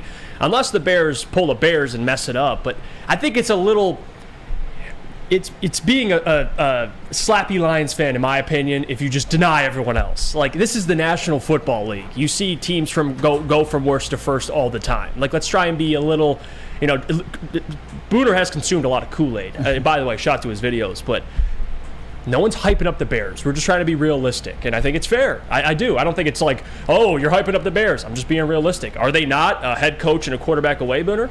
And they're going to get more capital probably. If they move off Fields, they're going to get that in a trade, and that's probably going to be at least a first-round pick. There's going to be a head coach in the league that's like, yeah, give me Justin Fields. I can turn that around. So they're going to get even more draft revenue. So we're not saying the Bears are going to turn into a 12-5 team. We're just saying the Bears could probably be like 8 wins, 9 wins in the next couple of years, and that wouldn't be surprising. The Lions are still going to be better. They will. And the Lions have control of this thing for the long haul, the NFC North, the NFC. And by the time the Bears are even relevant, the Lions will be much, much better. And they'll have a better defense, a better offense. Trust me, they're going to be just fine. This isn't, we're fearful of the Bears. Well, it's not about that at all. And to be fair, a counterpoint, I actually think this is a good point by Booner. There's a better chance of them pulling a Bears than them turning around. And that could be all well and good as well. Because even with a couple of their acquisitions absolutely showing out, DJ Moore is having the best season of his career. TJ Edwards, I would say, is having the best season of his career. And it doesn't matter. They just find ways to lose, like they did against the Lions at Ford Field this past Sunday. So, Booner, that is a great point to just say the Bears might find a way to screw this up, especially if Ryan Poles is still in charge. And I don't think he's good. I think he will be. It's much harder to find a way to bear, find a way to charge, or find a way to line when you have 2 top 5 picks, especially when you have especially the top 5s in this draft, are extremely polished. If you want to get a lineman, you can get Joe Alt. I'm not even trying to pronounce the guy from Penn State's Olu name. Fashanu or something like that. Completely polished left tackles. Drake May, Caleb Williams, Michael Penix, completely polished quarterbacks. Marvin Harrison, the best wide receiver prospect in my opinion since Kelvin. They're both going to go too. Julio. I'm taking Marv over Julio, and I love Julio coming out of college. But Marvin Harrison to me is where Justin Jefferson was. I think Marvin Harrison does everything that Justin Jefferson did, just a little bit better. I know it sounds crazy, but it's not going to be. It's not crazy at all. Justin Jefferson was drafted in the 20s. He wasn't considered a generational wide receiver prospect, although maybe he should have been. He wasn't at the time. And Marvin Harrison Jr. is considered a generational wide receiver prospect. And I think both sides have good for the points. Bears and any of all the other and that's teams. fair. But at the same time, it took C.J. Stroud having a historically great rookie season. Are we sure any quarterback in this next draft, even Drake May and Caleb Williams, will have a historically great season for a quarterback? And the Houston Texans seem to be bucking the trend of a defensive coach with a rookie quarterback. It must show that they have a strong offensive coordinator as well, and that bodes well for the Houston Texans. But it is possible, because the Houston Texans were even looked down upon as maybe even more morbid than the Chicago Bears last year, and they're probably going to have a winning season. Yeah, and Booner, I love him. We're not hyping up the Bears. That's like the problem. It's like we have to say these teams suck and they have no future. Like, no, guys, you got to be a little, objective here. The Bears were in the playoffs come on. 4 or 5 years ago. They were in the playoffs in the 2020 season. I'm not trying to say. I mean, I get we're Lions fans, but we relax, Booner. We're not going to hype up the Bears. Like, it's not about that at all. It's having a conversation about, listen, the Bears, we're acknowledging they're a head coach and a quarterback away, and that's true. If you deny that, you're Lions slapping. Especially after this week. Yes, they are. We'll see, though. Ryan Poles will mess that up, most likely. I'm not saying he's going to get it right. He's not Brad Holmes. So we'll see. As long as you have Ryan Poles, we'll see if he messes that up. All right. Let's go to break here. When we come back, we'll get into what I wanted to get into, which is the Jordan Love segment, which I'm going to tell you why, the path to beat Jordan Love and how the Lions can capitalize it. I want Sam's opinion on it as well. But first, we got to hear about our friends from Swiss Insurance. Do you have football in the brain? Of course you do. Fall is in college and professional football, and this year has been awesome. Fall is also a perfect time to shop your home and auto insurance. Shop it like a pro with Swiss Insurance. They cover Woodward Sports Network, and they should be covering you too. Ask for Mark at Swiss Insurance today at swissins.com or call 248-800-4177. Again, that is 248-800-4177, Swiss Insurance. Brace yourselves, Detroit. As the sun begins to set, 2 of Woodward Sports' brightest young stars will be taking the mic for a brand new show. Woodward Nights with Spooner and Broder. The dog days in Detroit are over, and the boys are unleashed. Join in on the banter and hop on the bandwagon of the #1 night show on the internet. Tune into the Woodward Sports YouTube channel every weeknight from 8 to 10 p.m. Woodward Nights with Spooner and Broder. The most convenient place to get that big fitness energy? It's Planet Fitness. Join today for just $1 down, $10 a month. With over 2,400 locations and equipment for every workout, you can get in, get energized, and get going. And with free fitness training and most clubs open 24 hours, everyone belongs in the judgment-free zone. So join today for $1 down, $10 a month, no commitment, cancel anytime. Come hang with the Woodward Sports crew all throughout football season on Saturdays and Sundays. Join our college football and Detroit Lions live watch parties. Inside the 5, caught, end zone, touchdown, Detroit Lions! With money on the line. Featuring different special guests and surprises. Start times will vary depending on the game. Only on our Woodward Sports YouTube channel.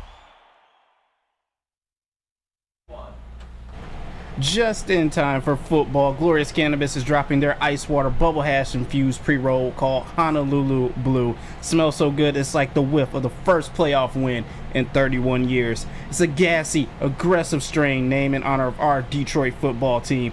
If you haven't had one of these ice water pre-rolls, then what are you doing? What are you waiting for? They are so smooth. You can find them at a Dispo dispensary near you for 25% off. Use code word Woodward Cannabis. Or Woodward Glorious, and find them online today at gloriouscanna.com.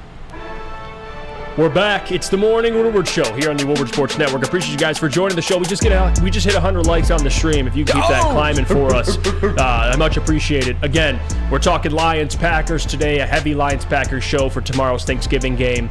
You could tune into the pregame show, 9:30 to 11:30. It'll be Booner and D-Mac. I'll be at the game, so anybody who's there, come say hi. It'll be a great environment, though, man. Jack Harlow's performing at halftime. It's going to be standing room only. It's going to be a big event, so I'm excited for that. But let's get into Jordan Love. And guys, I've been waiting to make this point because I just think it's something that I sat there and thought about for a second, and just tried to.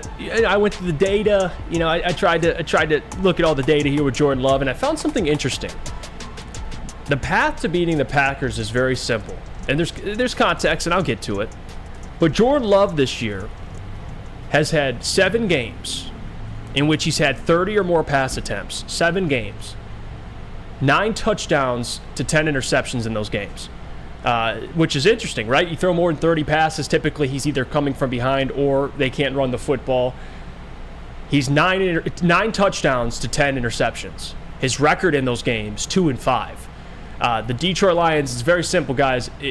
Continue to contain the run game. The Packers can barely run the ball as it is. Now they don't have Aaron Jones.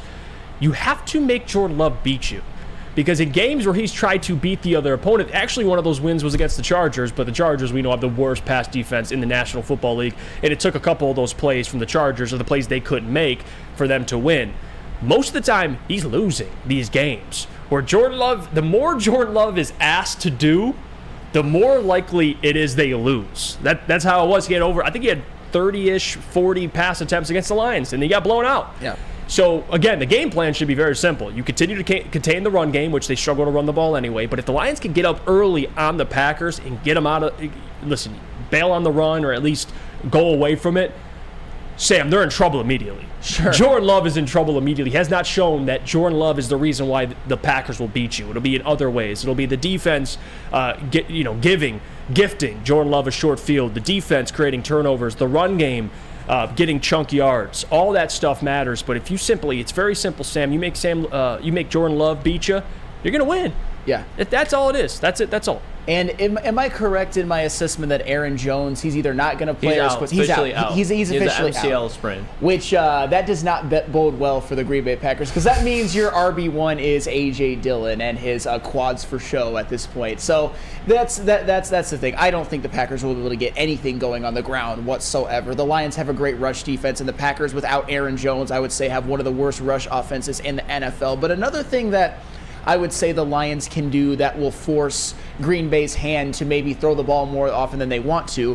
I do think the Lions will be able to get a early lead, and I also think they'll be able to control the clock as well, because they can run the football very, very well, and the Packers, it seems like for the last few years, and especially this year, have struggled to stop the run. So I expect early on the Lions to get an opening stop after the Lions win the toss and defer, and then go down and take 5-6 minutes off the clock and score a touchdown. And here's the thing.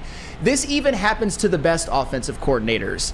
The Chicago Bears controlled the clock against the Lions in the last game. It's just numbers. They had over 40 minutes of time of possession.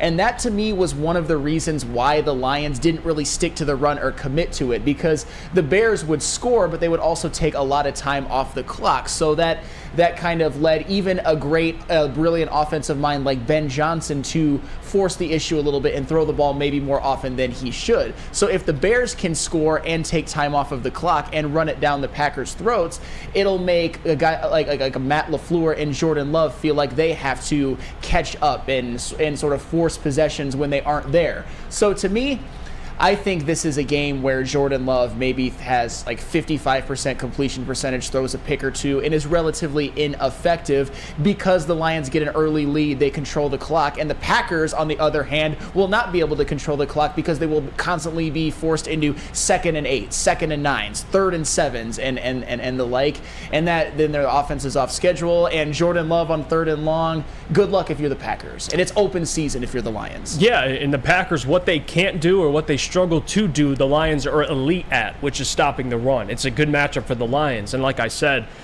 Jordan Love, in situations where the run game ain't working, which is a majority of this year, he has not looked great. Like you guys remember the Lions game already had 2 interceptions, 2 of those to Jerry Jacobs. But Lucas, that's the pathway. You make Jordan Love beat you. And I know it's easier said than done, but I think this is going to be the same result, maybe not score-wise, but how the game goes when they played the Lions earlier. You stop the run or you contain the run, and then the rest will take care of itself. Yeah, I think this game's going to be uglier than it was in the Week 4 matchup. They're in Detroit. There's no Aaron Jones. There's no Rasul Douglas. This game, to me, honestly, fellas, you know what it smells like, especially on a Thanksgiving day? What does it smell like? You remember back in 2015?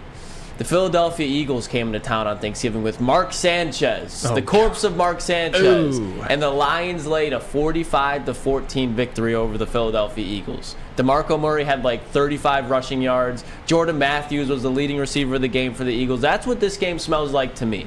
This Lions team, they're more complete than that 2015 team. They're better coached, and honestly, this Packers team is probably just on par with that Philadelphia Eagles team back then. I mean, Romeo Doubs, he's a solid receiver, but as your wide receiver 1 and you don't have a run game, you're cooked. You are cooked. Barbecue chicken on all 3 phases of the game for the Detroit Lions, in my opinion. Or barbecue turkey. Ooh, I like that. A turducken, possibly? Yes. Let's see. Jerry Alexander says Lions have like a 5 or 6 game losing streak on Thanksgiving. It's time we break the streak tomorrow. Absolutely. And I think they do. We'll get to our score predictions later in the show, of course, because we got a graphic now officially. We made it, guys. We got a graphic for our score predictions. There you go. We're not going to just tell you. We'll show you. We'll show the graphic. But yeah, that's what it's going to come down to, guys. Like I said, Jordan Love is not shown, speaking of Rick Ross, has not shown love and trash about him. You saw what happened. Let's go to break. And when we come back, we'll get into some of the games that are happening on Thanksgiving. We'll give our score predictions for the Lions, all that and much more. But first, we got to hear about our friends from Big Boy, and I'll tell you about them. Because, guys, wintertime in Detroit is always better with comfort foods from Big Boy. How about breakfast? How about it? You could go try the potato pancakes, stuffed potato pancakes, or you can have the classic lumberjack Santa Fe Garde or new apple pie hotcakes that are also too good to miss. There's a lot of options there over at Big Boy. Check it out. Stop by your local Big Boy today. Woodward Sports' own Tom Mazaway and Sam Stick Day will be hosting our Lions postgame show after every Lions game all season long. Tune into the Woodward Sports YouTube channel for his hot-off-the-press takes, game analysis, and Kool-Aid sipping celebrations. You won't want to miss it. Join Maz, Stick, and special guests each week immediately following every Lions game, exclusively on the WSN YouTube channel. Stop searching for a vehicle and start finding one. Les Stanford Chevrolet Cadillac makes it easy. We harness the power of multiple dealerships and own the biggest selection of GM brands in the area to get you the car you need. With the Les Stanford Group, you'll have access to 4 different dealerships, providing you with more makes, more models, and more choices. We're connected to more than 1,000 vehicles, and with so many high-quality CPO vehicles available, you'll find new car quality at pre-owned prices. You can start and end your search at lesstanford.com today. Join Woodward Sports' own Jeff Iafrate, along with special WSN guests for the most anticipated Lions season in decades. Filled with different surprises and expert analysis. You're not going to want to miss out. Go to our Woodward Sports YouTube channel on Sundays and tune in live from 9:30 to 11:30 a.m. Let's talk about Outdoor Equipment Co., official equipment provider of Woodward Sports, Michigan-grown, family-owned, bad boy mowers, tractors, steel handhelds, and even weed whippers. Liberty trailers, Generac generators, Snow X plows, and salters. Outdoor Equipment Company has it all. Buy it, rent it, 0% financing, delivery to your doorstep. Just visit their website at OutdoorEquipCo.com. We're back. It's the Morning Woodward Show here on the Woodward Sports Network, talking Lions Packers. Now we're going to go a little around the NFL. We'll give our Lions score predictions to this segment because, like I said, we have the graphic for it. I don't know if me saying that cursed the stream, but we do, and we're going to preview that, debut that today. Yeah, it's Scott Mitchell, I think, for us talking. Hacking in, yeah. He's going on E&E later, and he heard us talking that rah-rah about it and tried hacking into the server. That rah-rah. Yeah, you know what? I can't deny that. All right. Let's get into the schedule today. A couple different teams play on Thanksgiving, of course. And we'll start off with just the Thanksgiving slate. Then we'll get into the weekend stuff on Friday because John Macron's joining us on Friday. Let's go. So that'll be a good one. But just starting on Thanksgiving, Washington travels to Dallas to take on the Dallas Cowboys at 4:30 there. Sam Howell. Huh? What do you smell? What's the ball knower smell? What is it? Is it upset? Sam Howell's going to be cooking on Thanksgiving, baby. He's eating a turkey leg after? I think so. Yeah. Him and Jahan Dotson, Scary Terry. I don't give a fuck. I watched the Commanders go into Dallas with Antonio Gibson and shred the Cowboys 2-3 years ago. They got a quarterback now. I don't care what's going on the other side. Give me the Commanders and my man Sam Howell. Uh-oh. Well, the Dallas Cowboys are favored by 11 according to ESPN to bet, but Sam Flannel. That's a little crazy. That's wild. Yeah, the spread is minus 11. That's such a That's NFL, bro. Yeah, well guess what? Sam, I know it's recency bias a little bit. Commanders just came off a pretty ugly game. Sam Howell didn't look great. I don't know. I smell something, Sam. I think Commanders keep this one close. I do, and I wouldn't be shocked if they beat your Cowboys. What are they, my Cowboys? No, he's got the Chiefs. No, I'm kidding. You know what? F it. I'm going Commanders too. Let's go. Paul Thomas, you watch your mouth in the chat. Actually, that's slander. The Cowboys are undefeated at home. I believe they're 4-0. And that's where the Cowboys play good at home, and then on the road against Carolina Panthers and teams like that. Except when they travel to Arizona and get smacked around by Josh Dobbs, but that's another story. I mean, you got home games. Like I said, it's a pretty vicious home game schedule they've had. I mean, they beat the Jets, they beat the Patriots, they beat the Rams, and they beat the Giants. I mean, it's a blender. That's a blender, Sam. Oh, yeah. Give me the Commanders. You guys have such Cowboys derangement syndrome. That's a tough 4-game stretch. It is not a tough 4-game stretch, but that's fine. The Cowboys, they for the most part taken care of business this year. And honestly, let me be real on the Cowboys. You're kicking yourselves in the nuts for losing that game to the Cardinals, because if you don't, you're in prime position to maybe even steal that division. But now it's looking like it's far-fetched for them. Of course, I have the Cowboys winning this game. I think this is one in which they sack Sam Howell at least 5 times, and I'm not kidding. Doesn't matter. It's Sam fucking Howell. Oh, it's Sam Howell. And you know what else? The Dallas Cowboys, in my opinion, and I'm actually going to make have a bold take right now.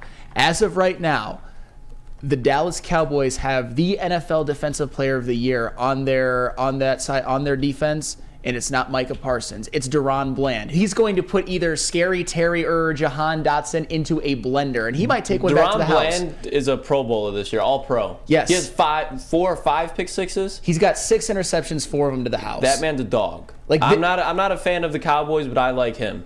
He's a fucking dog. He is. And Sam Howell, despite all of the good things that he has done, he does put it up for grabs a little bit too much. He's a gunslinger. And you know what that means?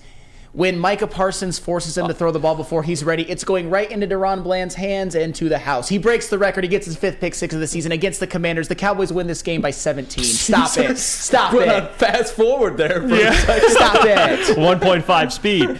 All right, fair. JB, what do you think? Look, the spread is a little too high for me, but I'll say this right now.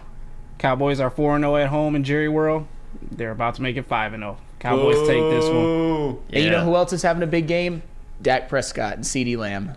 CeeDee's definitely going off. Dak Prescott makes an MVP statement in this game. Oh, he is an MVP candidate, whether you like it or not. The almighty Commanders defense with no Chase Young or Montez Sweat. Fine.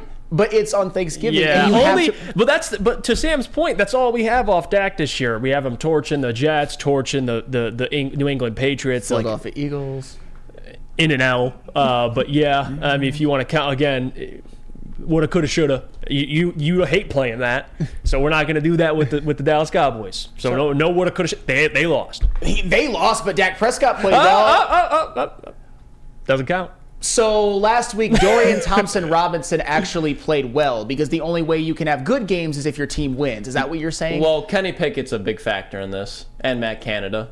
No, I think if you take those two out of there, DTR throwing 43 times a game, it's not going to turn out well. No, my point is that there have been plenty of times throughout the annals of history when quarterbacks have played great games and lost, and quarterbacks have played terrible games and their teams have won. So it's not all about wins and losses. I mean, and here's the thing. I'm not, believe it or not, a Dak Prescott fanboy. You love him because he won the Man of the Year trophy. Admit it. It's because people act like the Cowboys and Dak Prescott are just bums that you should like step on the street or something like that. Like they're the worst team in the NFL or something like that. Like they're just should be laughed and mocked at and ridiculed. And I get it. They haven't had a lot of postseason success in the last 25 years or so, but they have been a consistent regular season winning organization. That's facts. You can almost count on them for 10 to 12 wins every single year. So they're not trash. They're just mid. When the bright lights come on, they're just mid. And I would say Thanksgiving is bright lights, so I expect them to play mid. Sam Howell, elite. Okay, elite. So he's elite and Dak Prescott's a bum, right? Yeah. You hit it head on, Flannel. All right, next game. We got San Francisco taking on Seattle at 8:20. It's the Thursday night game. This could be a good game, I think. I mean, Seattle, I got San Francisco winning the game, but I think Seattle, coming off what they looked like, and now no Kenneth Walker, things could get ugly. We'll see, because he's a big part of what they do offensively. But a divisional game, I think it'll be a good game, but of course the 49ers, they're back, and they're going to come out on top. I'll tell you one thing, though. Brock Purdy throws 3 interceptions. He ain't winning that game. It's not happening. Because probably his defense doesn't make all those timely stops. But that's all I fine. just haven't seen that out of Brock yet. You know, when he's had adversity, he's lost. And I'm not even doing that to make fun of. I'm just being honest. That's how I feel about Brock. He's with them fully healthy. Cool. Brock's having a good game. All right, fine. We'll see though. Seattle's defense. I like their defense now. They played a lot better, so we'll see. I think this is a spot for the 49ers. You talk about it, Lucas. You talk about them as your number one team in the NFL. Mm-hmm. If the San Francisco 49ers lose this game, they no longer even have the lead in their own division. They're probably fighting for the 3 seed at best at this point, which is why I think the San Francisco 49ers, they impose their will on the Seattle Seahawks, and their defensive line gives the Seahawks offensive line all kind of troubles, and Geno Smith hits the dirt quite a few times. Give me the 49ers. The 49ers are the best team in the NFL right now. They hear all the noise. The Seahawks without Kenneth Walker. They just lost Nwosu for the season a couple weeks ago. This team, I know they don't have Hufanga, but this team is going to continue to dominate people in the regular season. I honestly see the 49ers either winning out or dropping one game, and it's not going to be this week. The 49ers are going to win this convincingly. Brock Purdy's going to have another stellar game. He's going to keep it rolling. I understand why you have some doubts about Brock Purdy, but if you were really to look at his numbers and the amount of games that he's won and realize this man is a second-year quarterback in the NFL, I think people need to respect Brock Purdy a little bit more. I'm not saying you got to put him in the MVP candidate, but he's a top 10 quarterback in the NFL this year, and I think people need to start acting like it because they've forgotten about how accurate and how much ability this man has to create plays with great playmakers around him and that defense on the other side. So give me the Niners. They're going to continue to eat. There you go. I'll tell you what, let's go to break here. When we come back, we'll do our Lions score predictions, and then you'll see the graphic and get your Lions scores. If they're winning and they're losing, whatever it is, put it in the chat. We'll try to get to as many as we can when we come back from break. But first, we got to hear about our friends from Guardian Alarm, an elite defense. An elite defense. Let Guardian Alarm offer you customized solutions from real experts. Our professional technicians take the time to recommend security and automation solutions specific to your needs. 24/7 professional monitoring. Call us anytime, day or night, and know that a Guardian team member will stay on the phone as long as needed. Technology backed by people. Your safety and security deserves technology that's been proven to work and people have been proven to care. Call 1-800-STAY-OUT. That's 1-800-STAY-OUT. Guardian Alarm, your local security experts. Now, coming to Woodward Sports, Woodward and Main Street, the Woodward Sports Network Detroit Lions show. Let's go! Catch Gabrielle D. Phillips, Matt Broder, and Terry Foster for all the latest news on your Detroit Lions every week. Only on the Woodward Sports Network YouTube channel and woodwardsports.com. Come to Lady Jane's for an award-winning haircut experience and register for a once-in-a-lifetime opportunity to win an all-expenses-paid suite for the 2024 NCAA tournament for you and 5 of your best buds. Lady Jane's open 7 days a week. Walk in anytime. It's wicked awesome.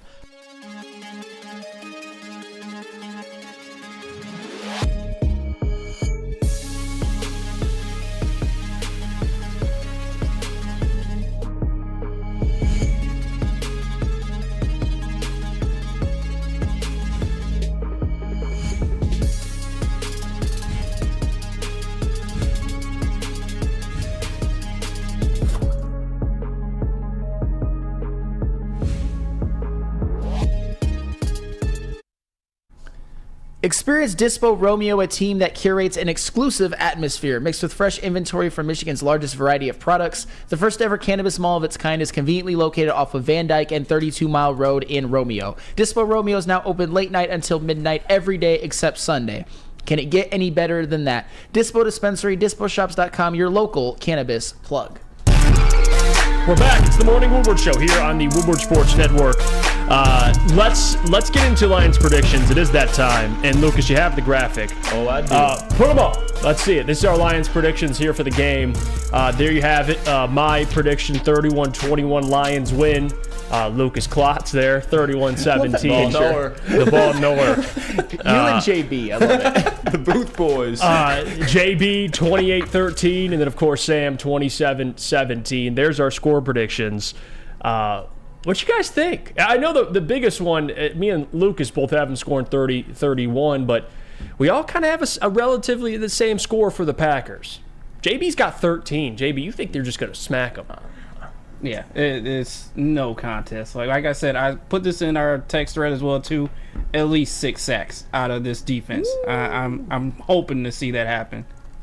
What about you? Explain your score prediction a little bit, Sam Flannel. You had, what was it again? 27-17. Okay. How do you see it playing out? You know, what's funny is I think Lucas is going through maybe the same process as I am, that when I was talking, I'm talking myself almost into a bigger blowout than I actually predicted. Because when I said this, I didn't know Aaron Jones was going to be out. Yeah, but still, I'm going to stick with 27-17 because I think with the offense, it's not going to be so much big plays. It's going to be more methodical. And I honestly think the Lions will be in control for most of the game. Jordan Love will turn the ball over at least once and get sacked quite a few times. But the Packers will get a garbage time touchdown with the score 27-10 to make it 27-17 with like 30 seconds left or something like that. So a pretty big blowout win where the score is closer than the game actually the score is not it's closer than the game actually was, and that happens a lot in the NFL. So that's why I will say 27-17, methodical offense for the Lions, and they mostly stop Jordan Love except for at the end where maybe the Lions go into like a prevent defense and allow a garbage time touchdown. People putting their final scores in here too. MP, WMU, 24-13 Lions. Tony D, 48-20. Jesus. Wow. I like that one. Jay Cruzen, 54-53. Okay. Greatest. Just a barred bird. Yeah. Oh my Answer God. 14, 31-14 Lions. Juice's Ghost says JB is the face of someone getting teabagged. Jesus. I don't know why you picked that picture. Yeah. That's dirty. That's dirty, JB. Shout out Ryan Lentz. Detroit Arrow, Lions 56-13. Gibbs with a Barry-esque 3 TD game. He had a Barry-esque game against the Raiders. Yeah, he did. Just do it again. John Lord says 45-6. Nicholas Duncan says 16-36. What a score prediction! Wow. 36-16. How do you get that? Yeah, Alex Haggerty. Alex Haggerty. Lions 44-21. 14 come from garbage time for Pack. Wow. So I think 44-7. I would love it. I love these scores, dude. I do. Jonesy says 24-0 Lions shutout win. Okay, I like it, dude. If they get a shutout. Yeah, talk about a good statement game from the defense. Harley says JB's face is what you make when you're getting that good top. I mean, you said it, Harley, not me. JB, care to comment? No, I don't. All right. John Lord says Tampa this weekend. You did add Lucas was you hit a business trip. JV, you also added in your score prediction that you think the Lions get 5-6 sacks? 6 sacks. I'm at least hoping from this defense right now. I think both teams are working on short weeks. Aiden Hutchinson seems a little bit more fired up than he was a couple weeks ago, and I think he wants to go out there and improve himself, especially on Thanksgiving and at home for this crowd. So give me 6 sacks between him and Lee McNeil. Like, they're taking Jordan Love down and probably trying to take him out of this game. Ooh, you sound like Flannel there. That's right. Aiden Hutchinson forced fumble and hurts Jordan Love in the middle of the second quarter that results in a touchdown. Bold prediction. All in the same play, right? Yeah. Damn. No. Some of these pinpoint says 31-0, huge statement game. Shift God says Bohanna. Yeah. Big game. A sack for book it. Yeah. kidding. Can you imagine though? Oh my God. The rest of that defensive line, especially the interior outside of Ali McNeil, of course, better be on watch if Bohanna gets a sack. That speaks volumes to what's going on in the interior right now. Hey, maybe he was a diamond in the rough. Flannel? Yeah. I do have a question for you, though. Yes. Me and Jeff were kind of talking about it on the way in.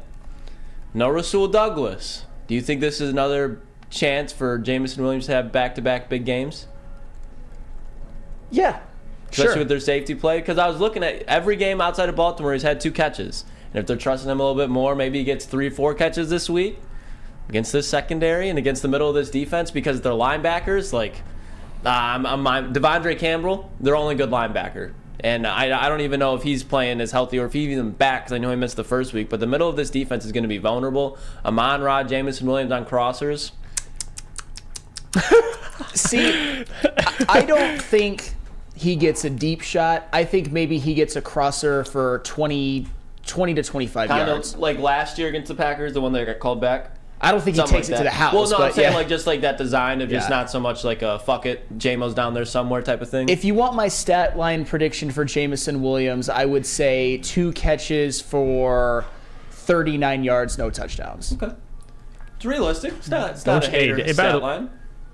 What touchdown are you talking about against the Packers? The one that got called back. Oh, the one that didn't exist. Yeah, I was gonna say that doesn't exist. Oh, it doesn't exist. Right? My eyes tell me different. Eyes tell me different. To Sam's point, that didn't even happen. It didn't happen. It might as well not have. I mean, it happened. It just didn't count. If a tree falls in the forest and nobody hears it. To his point, it never actually. The tree still fell.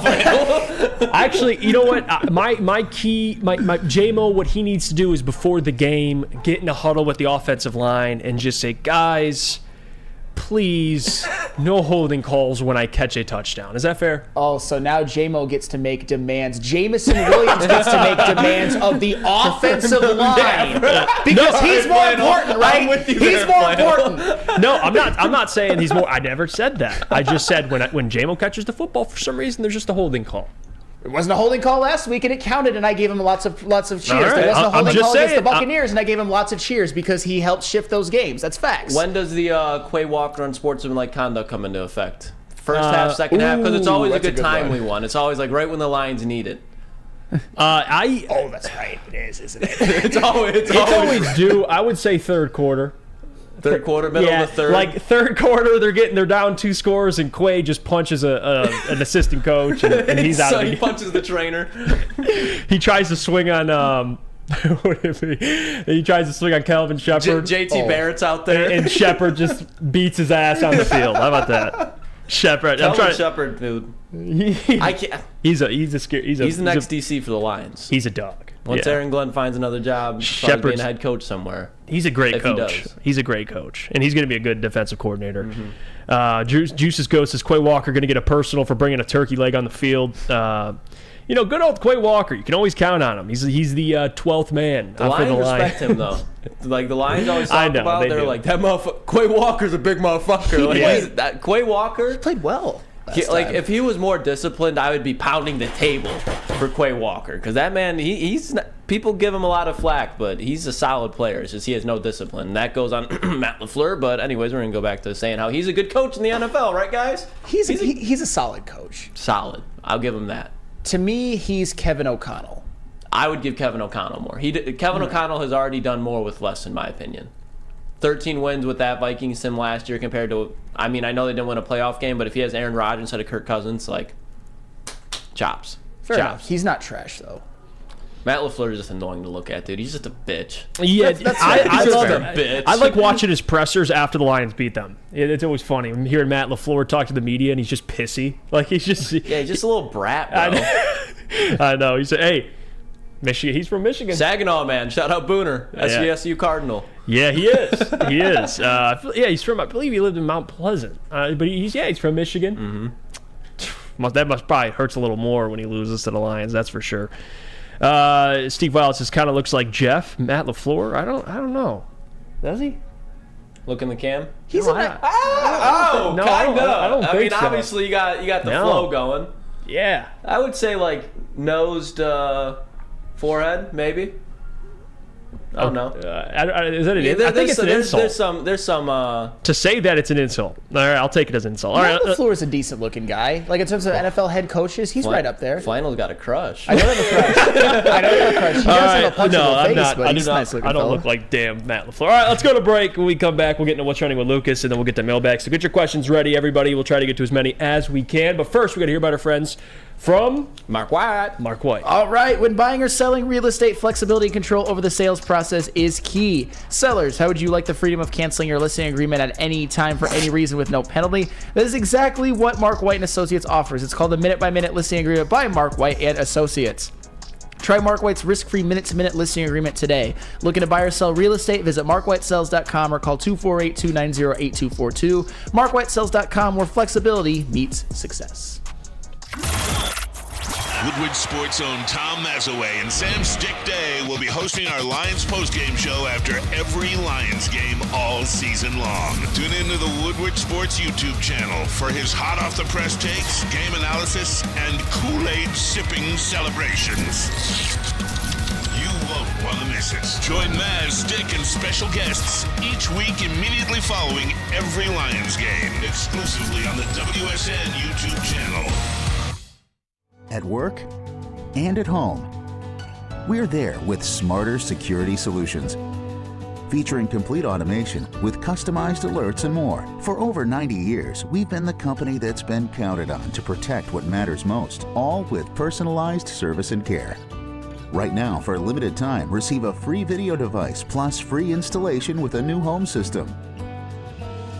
Guardian Alarm. We protect Michigan. Now, coming to Woodward Sports, Woodward and Main Street, the Woodward Sports Network Detroit Lions show. Let's go! Catch Gabrielle D. Phillips, Matt Broder, and Terry Foster for all the latest news on your Detroit Lions every week. Only on the Woodward Sports Network YouTube channel and woodwardsports.com. Come to Lady Jane's Haircuts for Men, where I get all of my A-plus haircuts from the A-plus stylist for an award-winning haircut experience. Register to win a trip of your dreams and all expenses paid suite for the 2024 NCAA tourney. That's right, no expenses spared for you and 5 of your best buds. Lady Jane's Haircuts for Men, open 7 days a week, 5 Jeff Iafrate. Walk in anytime. It's wicked awesome. We're back. It's the Morning Woodward Show here on the Woodward Sports Network. Thank you guys for joining. You know what time it is. People are putting their comments there. Hey, look who it is, Jeff Iafrate. Oh, no. Jesus, dude. The eyebrows. No, don't do this. Oh, God! No, it does not. No, dude. I'm not. No, we're not doing this today. You both got big-ass ears, too? No, we're not doing this today. I'll take the ears. The ears are fair. The ears are fair. Nose, I think mine's a little bigger. I'm Italian. I got a little bigger nose. The eyebrows are similar. Obviously, his are more well-kept, but he puts more effort into it. I don't know, man. If you were to get that haircut and get a little gray going in the T, it's there. I don't know. You two look like uncle and nephew. Yeah, JV. Uncle Matt? No. He's not Uncle Matt. I'm not doing that. Uncle Matt? He's not Uncle Matt. No, we're not doing that. Nephew Jeff? What's up, nephew? No, not nephew. Matt LaFleur is not calling me few. I'm not. No, that's not happening. Is few a thing? Yeah. Is it really? It is a thing. Oh, wow. All right, cool. No, unk to few. We're not doing that. We're not doing unk to few. All right, you know what? Dude, what's trying to go, Lucas? 940, baby. You know what time it is. But we'll keep it in NFC North, actually. I don't know. I'm sure a lot of you guys have already heard this. I know they played it on heavies, but this is just in case people haven't. This just needs to be out in there so every Lions fan can hear it. I know me and Jeff and Booner wasn't happy with. They're kind of hyping up the Bears, saying that they could probably be the best other NFC North team outside of the Packers and Vikings. But let me tell you, their radio sucks. Their radio is not getting any better. If you thought Detroit radio was bad, just listen to this. Returns, he had the opportunity. He had the game in his hands. And listen, let me tell you, Hutchinson didn't do crap all game. Oh, he complained all game. Nothing. That's all he did was cry. He cried. Not a player, not an elite player. Don't worry. After 4 years, they'll be making the decision to move on from him. He can't do anything. And at the point where we've seen Justin climb the... It's just idiotic. And I don't understand how how you could possibly just look at that game and be like, yeah, Aiden Hutchinson did nothing. He complained the whole game, probably because he gets held 90% of the time. He's on single man with the tackle, but it's just infuriating. When you guys heard that, what were you thinking besides this? Shut up, bitch.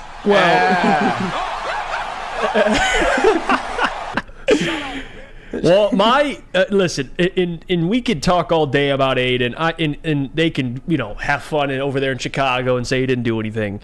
Montez Sweat had a sack too, and he had pressures, but we're going to talk about, they essentially both had a sack. Aiden's ended the ball game, essentially, with that forced fumble, which turned into a safety. So what are you doing?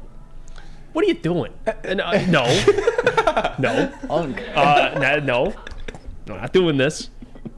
What are we doing, though, Chicago? Come on. The way a lot of Lions fans and some of the people at the network were talking these last couple of weeks, they probably agree with that Bears radio host at this moment. All the crap that all the strays that Aiden Hutchinson has been taking. My Lord. I'm so glad that he closed down the club in that game because Aiden Hutchinson, and I know that I'm a fan and I defend him. It has become almost like in vogue for people to criticize Aiden Hutchinson right now, and I just think that's insane. Be grateful. What do you mean by that? What's that saying mean? I'm sorry, I don't follow. I would say that it's become almost accepted to say Aiden Hutchinson needs to do more. He hasn't had it's become almost like a catchphrase. He hasn't had a sack in a month. Stop it. Well, stop it. And again, I gotta watch because I love Hutch.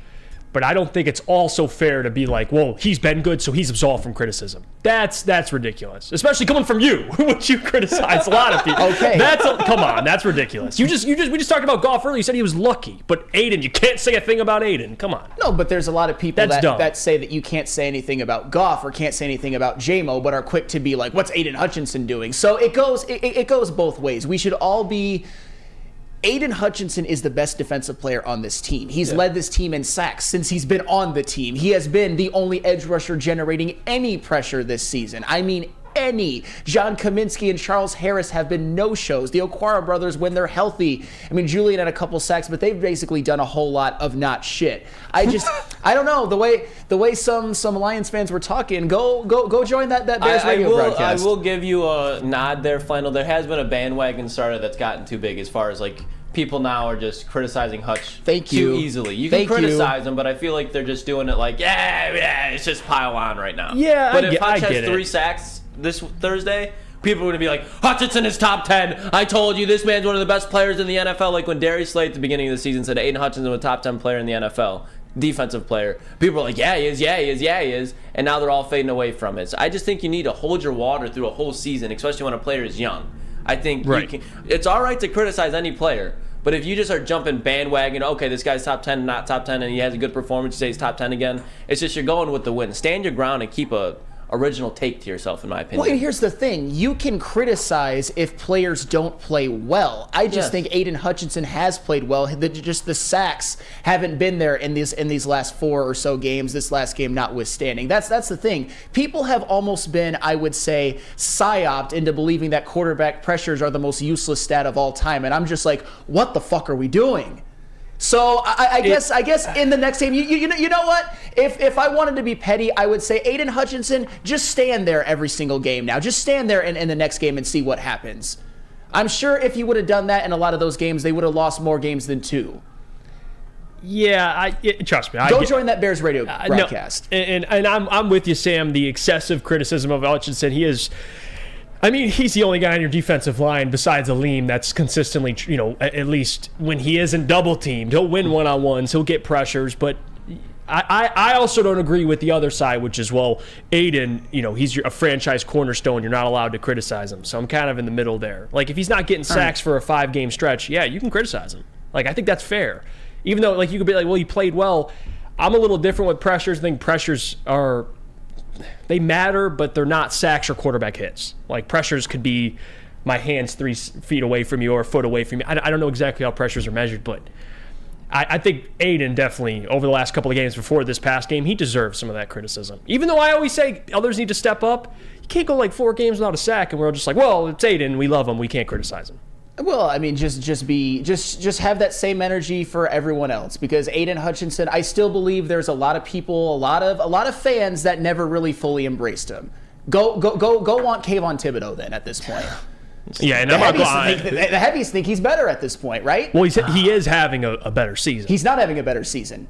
It's not just count the sacks, bruh. Well, that's basically what you're saying is count the sacks, bruh.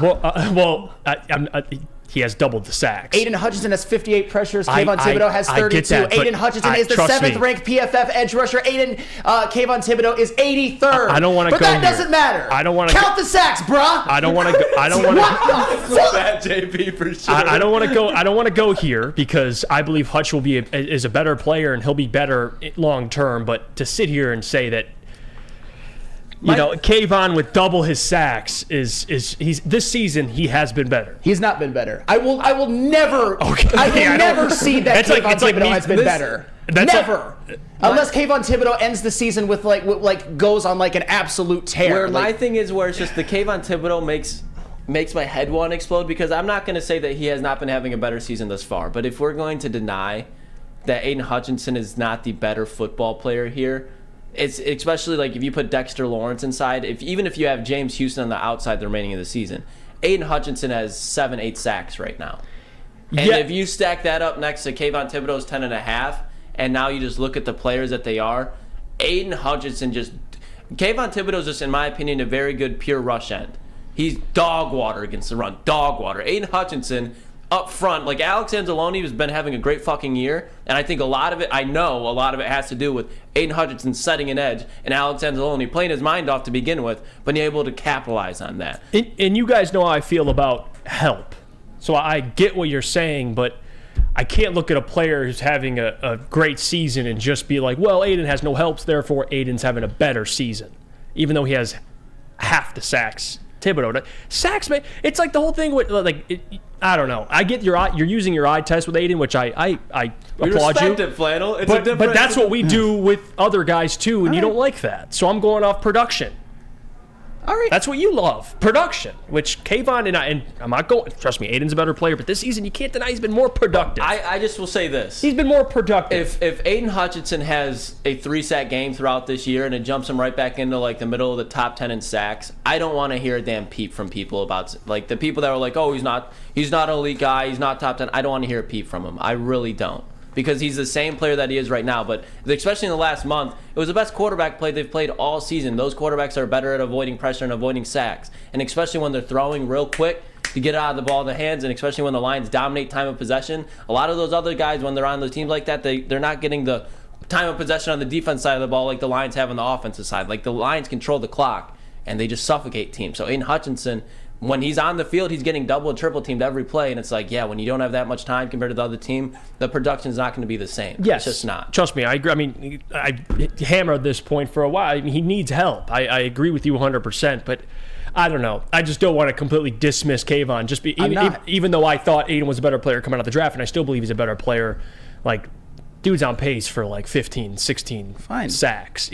I don't know. That's how I feel. Fine. And Trent McDuffie, DJ Reed, Sauce Gardner, and Cam Sutton have 0 interceptions. What fucking bums they are. Why can't they get interceptions? Patrick Surtain only has 1. Jerry Jacobs has 3, so he's obviously a 3 times better corner than Patrick Surtain. It's not the same argument, because corners, when you're a good corner, you get targeted less. That's how that works. And when you're a good edge rusher with no help, you get double teamed more. Wow, what a concept. Why can't they rise above? Why can't Patrick Surtain and Sauce Gardner rise above and get interceptions? Russell Wilson, Dak Prescott, Kirk Cousins, and Sam Howell all have more touchdown passes than Jared Goff. Why can't Jared Goff get any more? You see how ridiculous this sounds? Do you see how ridiculous this sounds? Amon-Ra St. Brown has fewer receiving touchdowns than Cortland Sutton, Romeo Doubs, Jordan Addison, and Tank Dell. Oh my God, why can't Amon-Ra St. Brown step up? Do you listen to how ridiculous I sound? No, but that's how you guys sound with Aiden Hutchinson. I can do this too. Oh my God. Okay. Wow. All right. Fine. Aiden's having a better season. There you go. I'm not talking to you as much as the heavyweights. Okay. I'll say. Right. What do you want me to say? I mean, it's you're catching strays right now, Jeff. I don't think they're directed at you. Yeah. Well, it's not even just I can't believe that's an out of pocket take. Kayvon's having a better season than Aiden. I don't know why that's out of pocket or wow. You went there. It's true. You know, it is. But there's context. I agree. But come on, guys. Come on. By the way, easy. The reason why I judge Hutch different than J-Mo, because this season, Jamison Williams has 10 receptions for 133 yards and 2 touchdowns, and Aiden Hutchinson has 5.5 sacks to lead the team.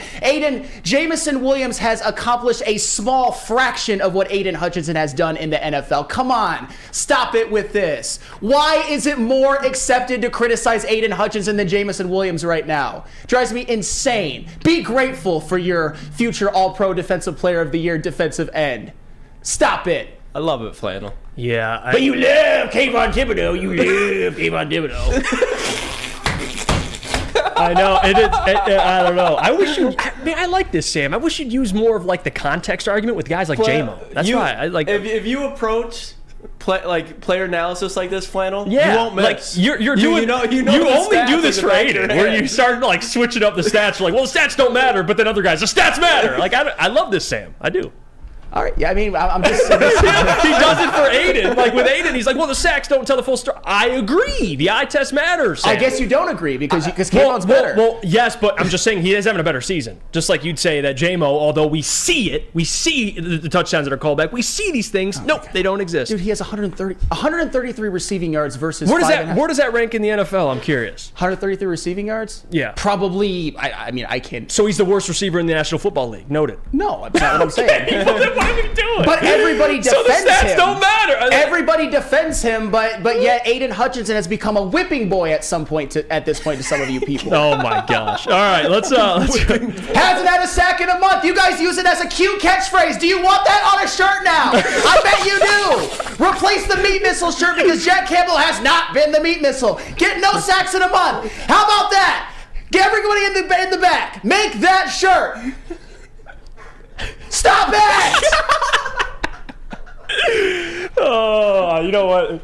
I take everything I said back. Kayvon Thibodeau, you stink. All right, let's go. It's become a cute little catchphrase that you guys like to use. It's ridiculous. All right, let's. I don't even know. F break, dude. Like, we're just ride the show out at this point. Well. You know what? Screw it. I don't even know. We're not going to We'll do Les Stanford as we leave. Yeah. This show was brought to you by Les Stanford. Just get straight in the mailbag. Oh, we won't take a break for you guys. The roller coaster. Oh, that picture is the best. They cooked on that one. Yeah, for sure. they really did. Flint Town says, "Can I purchase a mute?" Ed Water says, mailbag last night, Lucas made an argument that because of no playoff win, he wants the 2 seed. Well, since he was in the same situation 2 years ago and they went all the way and they had no playoff experience. Well, I'm not saying that's not going to happen. Like, I'm not writing off, but there's a big difference between Joe Burrow and Jared Goff, in my opinion. And if you don't agree with it, that's fine. But in my opinion, there's a gap there. Jamar Chase, elite wide receiver. And I'm not saying that Amon-Ra St. Brown is not as good or is not elite. But again, like, especially rookie year, Jamar Chase was on a different level. And they have T. Higgins as well. And their defense was a lot, especially in the playoffs, came together and was a really complete unit. Not saying the Lions can't, but I don't think it's fair to just be like, let's take an anomaly situation with the Bengals, and that's exactly what's going to happen with the Lions this year. Like, I'm sorry, I just don't agree with that. Let's see here. Robert Lane, LFG guys. I got my entire family flying out to Arizona for Thanksgiving. Go Lions. See y'all later. Appreciate you, Robert. Thank you, man, for joining the show. We appreciate you always joining the show. Thor Neal says, mailbag, golfer or first in the draft or pay him $45 million? I mean, I don't. $45 million, please. Yeah, I would take the $45 million because a lot of things you have to ask, like, where's that pick at? I mean, even then, I don't think, besides if I'm getting Caleb, I'm cool. But besides that, you ain't getting Caleb. Bro. Then yeah, give me Goff for $45 million. He's that guy. He's a franchise quarterback. Extend him. It's hard to say.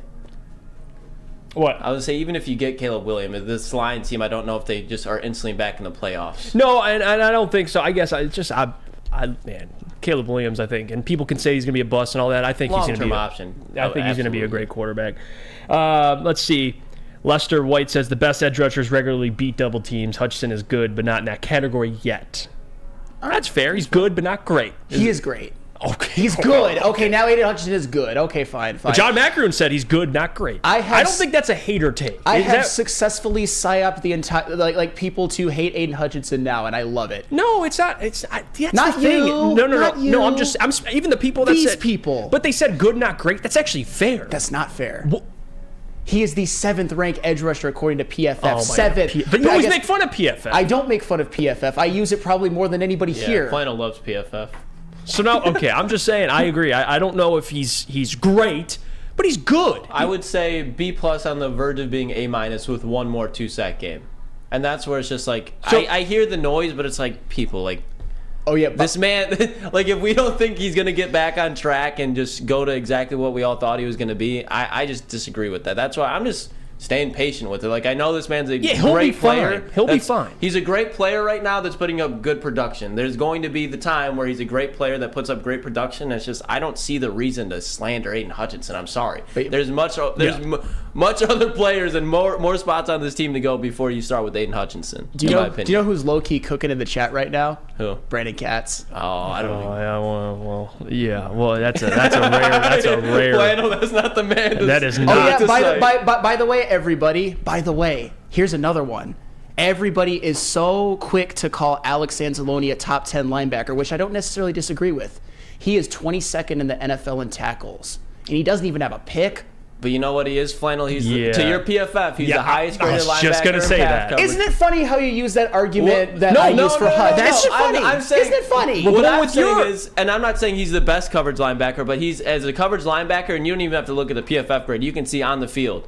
The man is a menace in pass coverage, and he's not a limited linebacker. Everything with Alex Anzalone, the only thing he has done this year to change his game is complete plays. He's been able to consistently shut out plays, and he's also got a lot better safety help than he has had his whole career in Detroit. He's got Brian Branch, Kirby Joseph, and Tracy Walker back, so he's not going to have that many tackles. He's got Aiden Hutchinson eating up double and triple teams, which he hasn't had for a long time. Alex Anzalone is clearly a top 10 linebacker, and I see easy. Like, how are you going to say that Hutch isn't top 10, but Anzalone is? Because Anzalone has always had the skill set to be a top 10 linebacker, but he's been incredibly inconsistent. He's been so consistent this year. Aiden Hutchinson has been consistent. He just eats up double and triple teams when Alex Anzalone goes in there and cleans up the play as he should because he's doing his job. Have we named a bad game from Alex Anzalone this year? No. But not one. But you could go up to numerous ones. All he's saying too about the PFF thing is although I always say I don't use PFF, but I use it to little sprinkle on my points from time to time. But for you about Aiden, if we're going the PFF route, he's absolutely top 10. He's a number one cover linebacker according to PFF. And for the record, I'm not like 2 or 3 sacks. I'm not saying that Alex Anzalone isn't top 10. I'm just using a lot of your guys' arguments against you. There's all kinds of context to Alex Anzalone. He's having an excellent season, but when it comes to Aiden Hutchinson, it's as simple as count the sacks, bruh. Seriously. Well, but their jobs are different too. I understand it, but count the tackles, bruh. Alex Anzalone's 22nd. Doesn't have a pick. Why is he such a great coverage linebacker if he doesn't have an interception? You see how ridiculous I sound? That's how you guys sound with Aiden Hutchinson. That's exactly how you guys sound. To a T. Yeah. It's hard. I mean, comparing different players, like the corner thing. That's why it's like Sauce. You know how I feel about Sauce. Me and you argue about this. He doesn't have all the picks, but dude, he's still, I think. Mm-hmm. I mean, he's an elite corner. He's elite. Yeah. So like numbers, it is what it is. Regardless, let's get out of here, guys. Appreciate you for joining the show again. Tomorrow, pregame show and watch party. All that postgame show will be on Woodward Sports. No programming, but you'll have all the Lions coverage there. The best spot for all Lions coverage is Woodward Sports. We thank you for joining. Before you leave, hit the like button. Let's try to get to as many as we can before the stream officially ends. Thank you, guys. Please have a great Thanksgiving with your family. Wish you well. God bless. Sam Flannel, JB, Lucas Klotz, the same crew. And by the way, Big D Energy, Ermanni Edwards with Maz. They'll be having Scott Mitchell on today. We just found that out. So that's a big one. And then, of course, heavyweights 5 to 7 and Woodward nights 8 p.m. to 10 p.m. Until tomorrow, we'll catch you guys. Deuces.